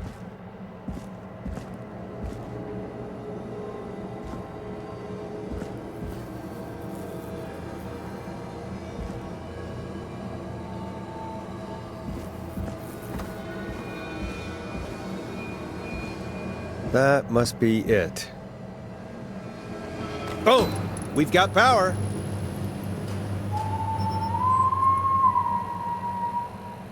The whistling man. I need to warn Peggy.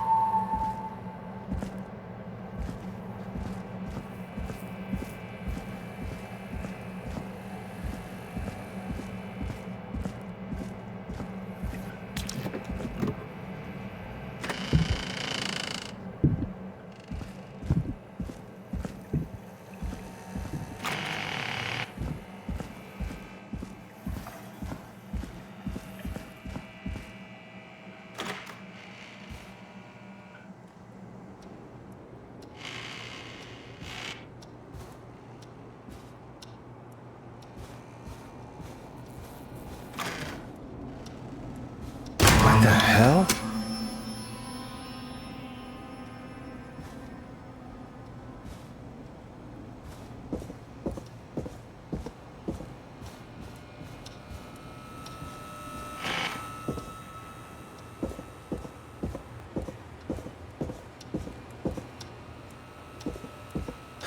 Oh no. Peggy! Where'd you go?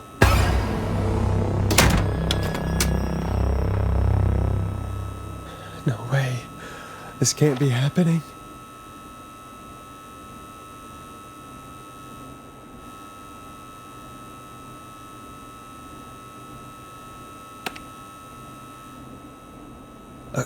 A call.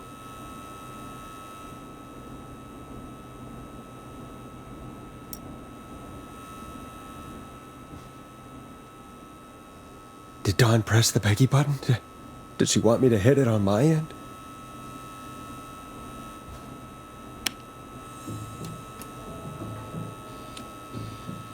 What do you want? Good to talk to you again, Forrest. I've really enjoyed our chats tonight. I guess we've had some moments. My favorite was when Ricky ran you out of the rink. Ha! You sure did get me then, Forrest. Where's Peggy? Have some patience, Forrest. It's almost the end of the night. Almost the end of the show. But it's not over just yet. Got a little time still. So let's make the most of it.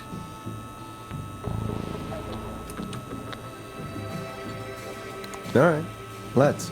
I'm happy to hear that. Huh? I thought we'd end tonight's Whistling Man special with a special guest. The one who started it all. Oh, let me take that out of your mouth and... You crazy bitch! Let me go! Welcome to the here, Mr. Teddy Gallows Jr. Wait, It's all gonna come out tonight, Teddy. Your daddy and his money saved you 20 years ago. But even if he crawled out of his coffin with all the money in the world, wait. Where the hell is Teddy? How are you talking to him if you're here with me? because I'm not there with you, Forrest, I'm here with Teddy. And if he says where that is, well, he knows he'll get it. Wait, then who am I looking at? Forrest Nash, let me introduce you and all of Gallows Creek to my boy, Henry Barrow. Your son? You mean you... Wait, that he... Yes, Forrest. He and I had a son. So there were two whistling men tonight. Of course! That explains how you were always able to get around town so quickly. And Murphy, he was right, wasn't he? He did fight a man. He did. I taught my boy to never run away from a fight. Hang on. Did you say Barrow? Then, are you... Let me just get this mask off. Damn uncomfortable thing. No wonder Mooney went crazy wearing this. There we go. Marie Campbell? George's old girl. Oh, well, it sure has been years since I last saw. Oh, God damn it.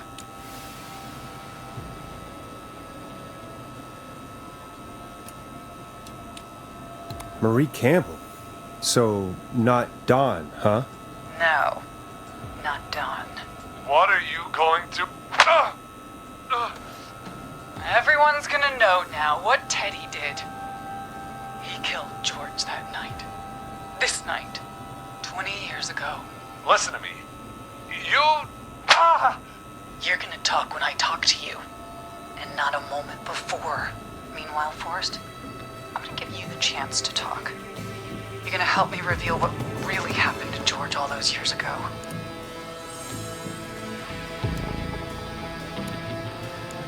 Why should I help you? Why should I play any part in this? Because I think you believe in justice. You think this is justice? You have no goddamn idea, Forrest. These people you've been trying to save, they were all in on it. They all knew George was murdered, but... Murdered? Listen,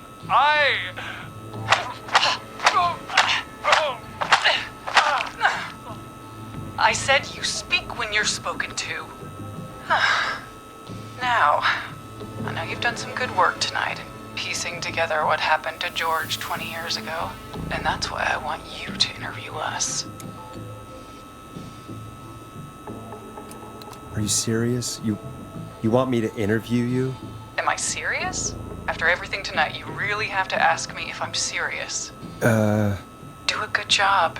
And hell, you might be the only one to leave here alive.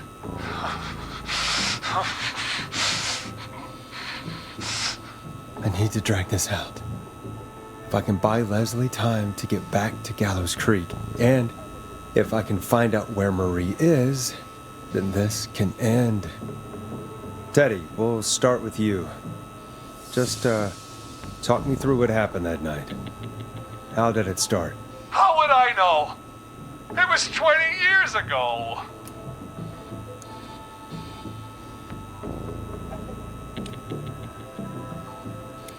Teddy, be honest with me or we're both going to die. Honest? Forrest, I'm trapped here with a psycho. What the hell? God damn it. Okay. Our first team party was coming up. And when I saw the date it was scheduled for, I had an idea for a way we could prank the new guys.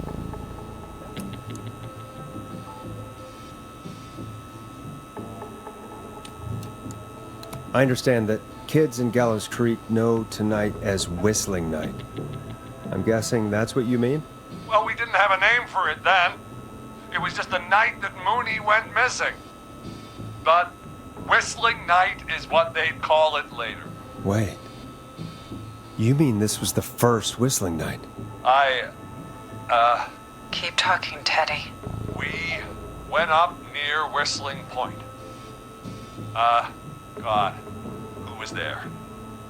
Me, Jason, and George, of course. But George didn't come alone.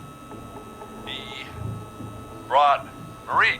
And Roller Ricky, he was there too, wasn't he? Yes, Ricky was there too. Runner Ricky, our wide receiver. I helped him off the bottle, you know. Because I'm a decent man. Is that so? Yes, it is. He came apart one day. Some people do. He had some issues. Wasn't stable. I didn't want him to hurt his chances in life. So, I helped him keep himself together. You were afraid he would talk about that night, weren't you? Keep talking.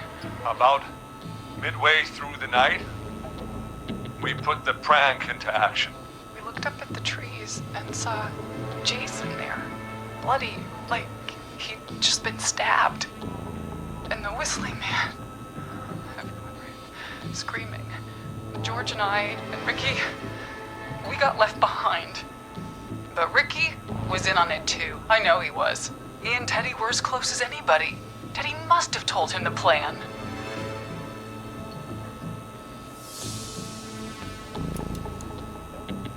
No, Marie, you're wrong. Ricky didn't know. What? Did you miss that part of the broadcast? I spoke to him earlier. He had no idea what was happening. He said he was as terrified as anybody. Isn't that right, Teddy? You didn't tell him, did you? Ricky never could keep his mouth shut. If we told him, he would have given everything away. But well, it doesn't matter. He didn't run his mouth enough to tell anybody about it afterwards. He's still guilty.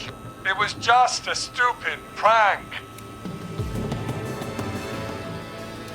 How can you still say it was just a prank? Oh, come on. Oh, God. Damn it. You made George think Jason had been murdered. He thought his best friend was dead. And so tonight you stabbed him for real? It's the role he wanted to play. Jason's still alive, Marie. He was with a friend. We talked her through how to stop the bleeding and got him professional help just in time. Oh. Well, shame he didn't have the good sense to die earlier. He's gonna regret that. Enough about him. Me and George took off running, but somehow we got separated in the woods. I ended up near the bottom of Whistling Point, and when I noticed George wasn't with me, I panicked. And then, I don't know how he snuck up on me, but the Whistling Man grabs me. I scream, and he starts laughing, telling me it's just a joke. I could stall for time here.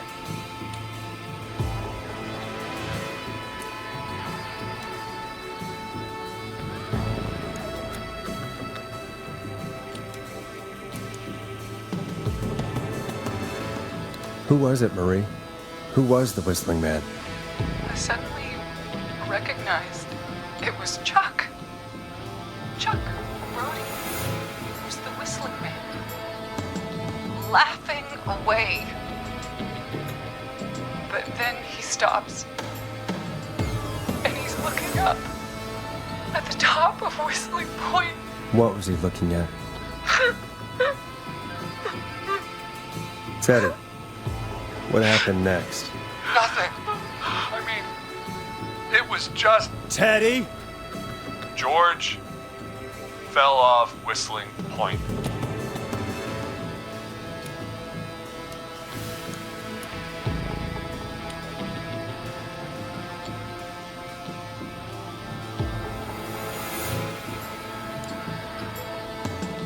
How do you know what happened? I saw it. You pushed him. You were up there. were dressed as the Whistling Man too, and I didn't push him, god damn it! I just chased him up there and he kept backing up. When I saw he was about to go over, I reached out. That's what you saw. you liar! It's not my fault. He didn't know it was a joke. If he'd had any brains, he would have realized. Ugh, you bitch. No one's going to believe this. After all you did.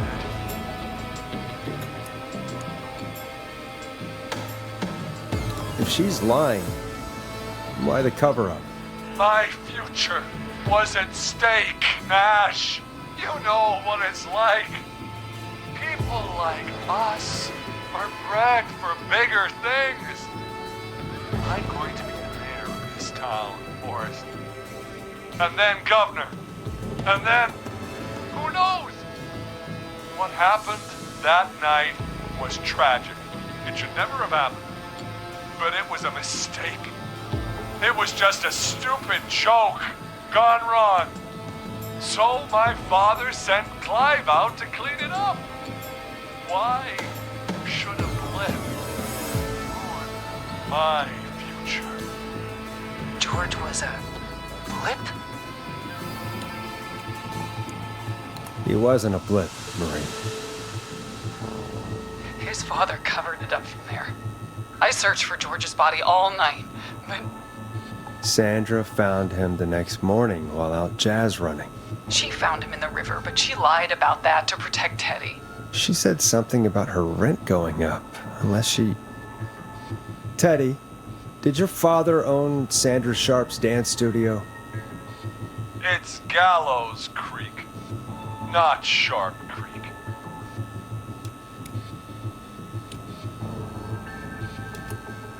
Hit him again, Marie. Damn it. Yes. Okay. We own most of the town. That's it then. Your father was going to run her out of business, unless she lied and said she found him in the reservoir instead of the river. What my father did in his business dealings is nothing to do with me. The false reports. That's why you killed Sheriff Matthews too, isn't it, Maria? Not just to get him out of the way, but... Everyone was in on it, Forrest. Even the coroner wrote a fake report. Said George was drinking. That he'd just got himself into trouble. And I saw. I'm sorry.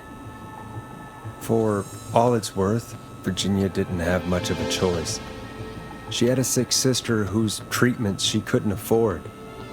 She played along with the gallows to save her sister's life. And her own. even still, she should have told the truth. I did my part. I tried everything I could think of. I even went to the newspaper, but no, that coward killed the story. But Maurice Russell is dead now.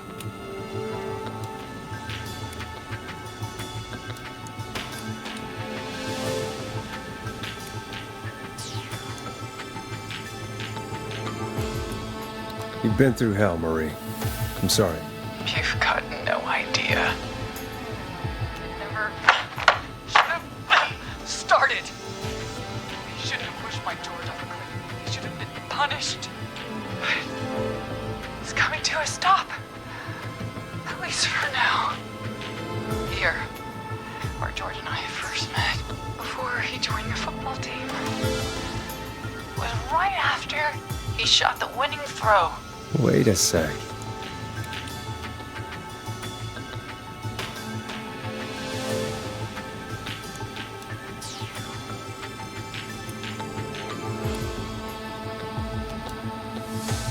You're at the football field.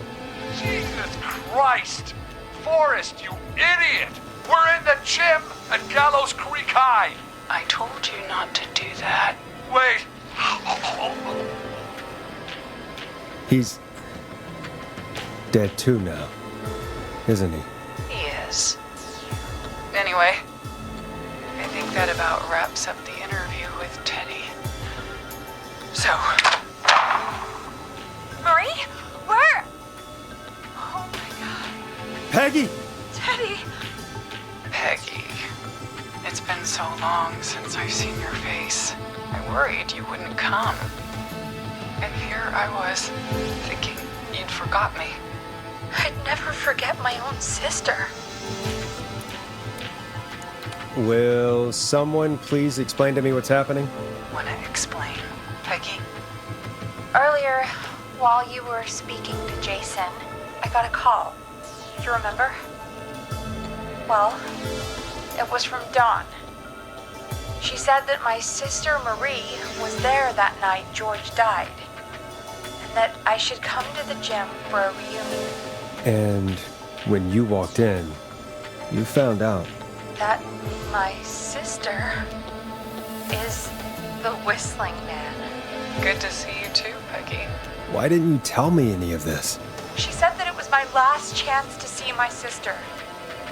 I knew if I told you, you'd try to stop me or come with me when we need you on the radio. And I just... I'm sorry.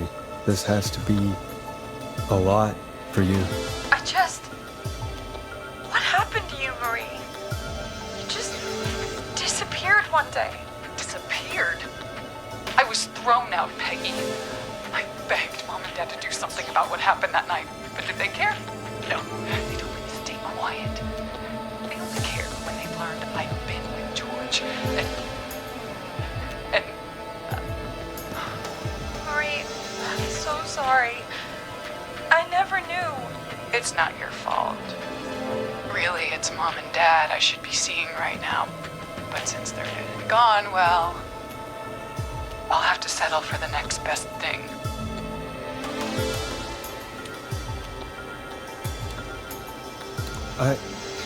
Wait.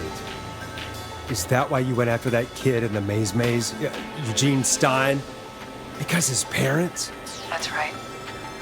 Eugene's parents were there that night, too. They got themselves killed in a bus accident. And since only their child was left, Marie, please. Mom and Dad are gone, Peggy. Besides, you forgot me. Just like the rest.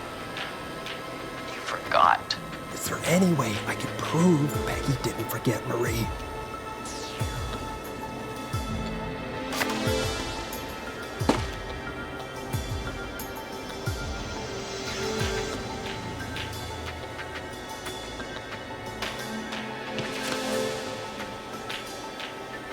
Marie, Peggy never forgot about you.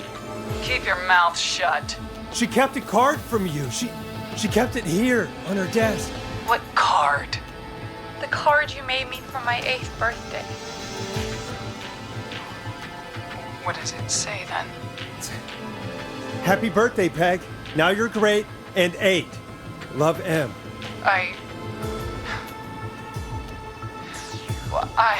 Henderson police! Freeze! No! Henry! Get out of there!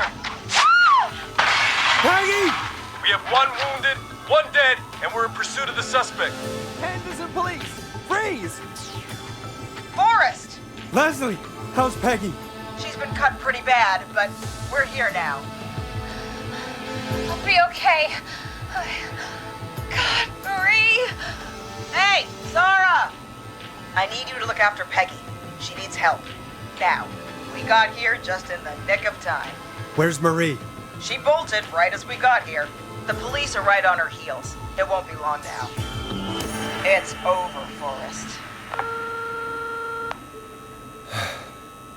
Well, folks, it was a long night, but we made it through together. I'm gonna head off to go check on Peggy. This has been Forrest Nash.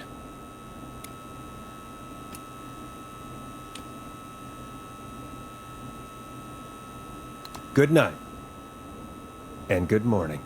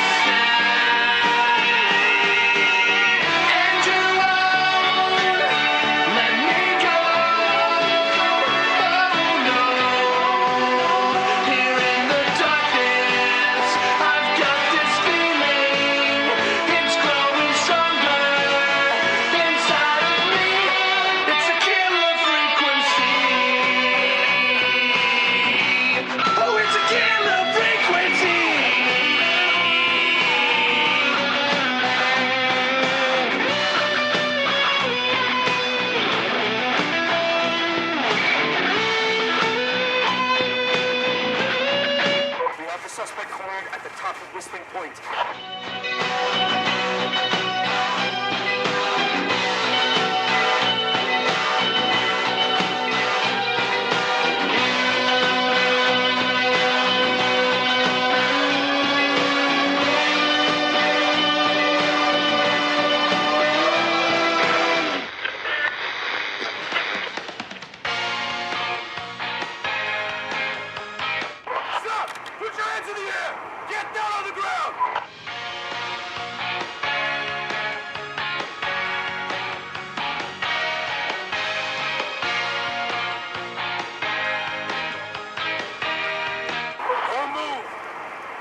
Has to get hurt.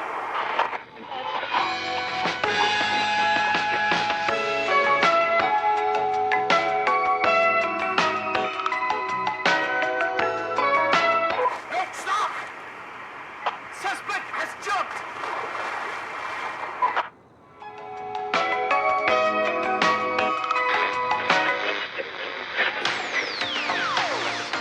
Officer Lugo, do you have a visual? Negative. No sign of the suspect anywhere.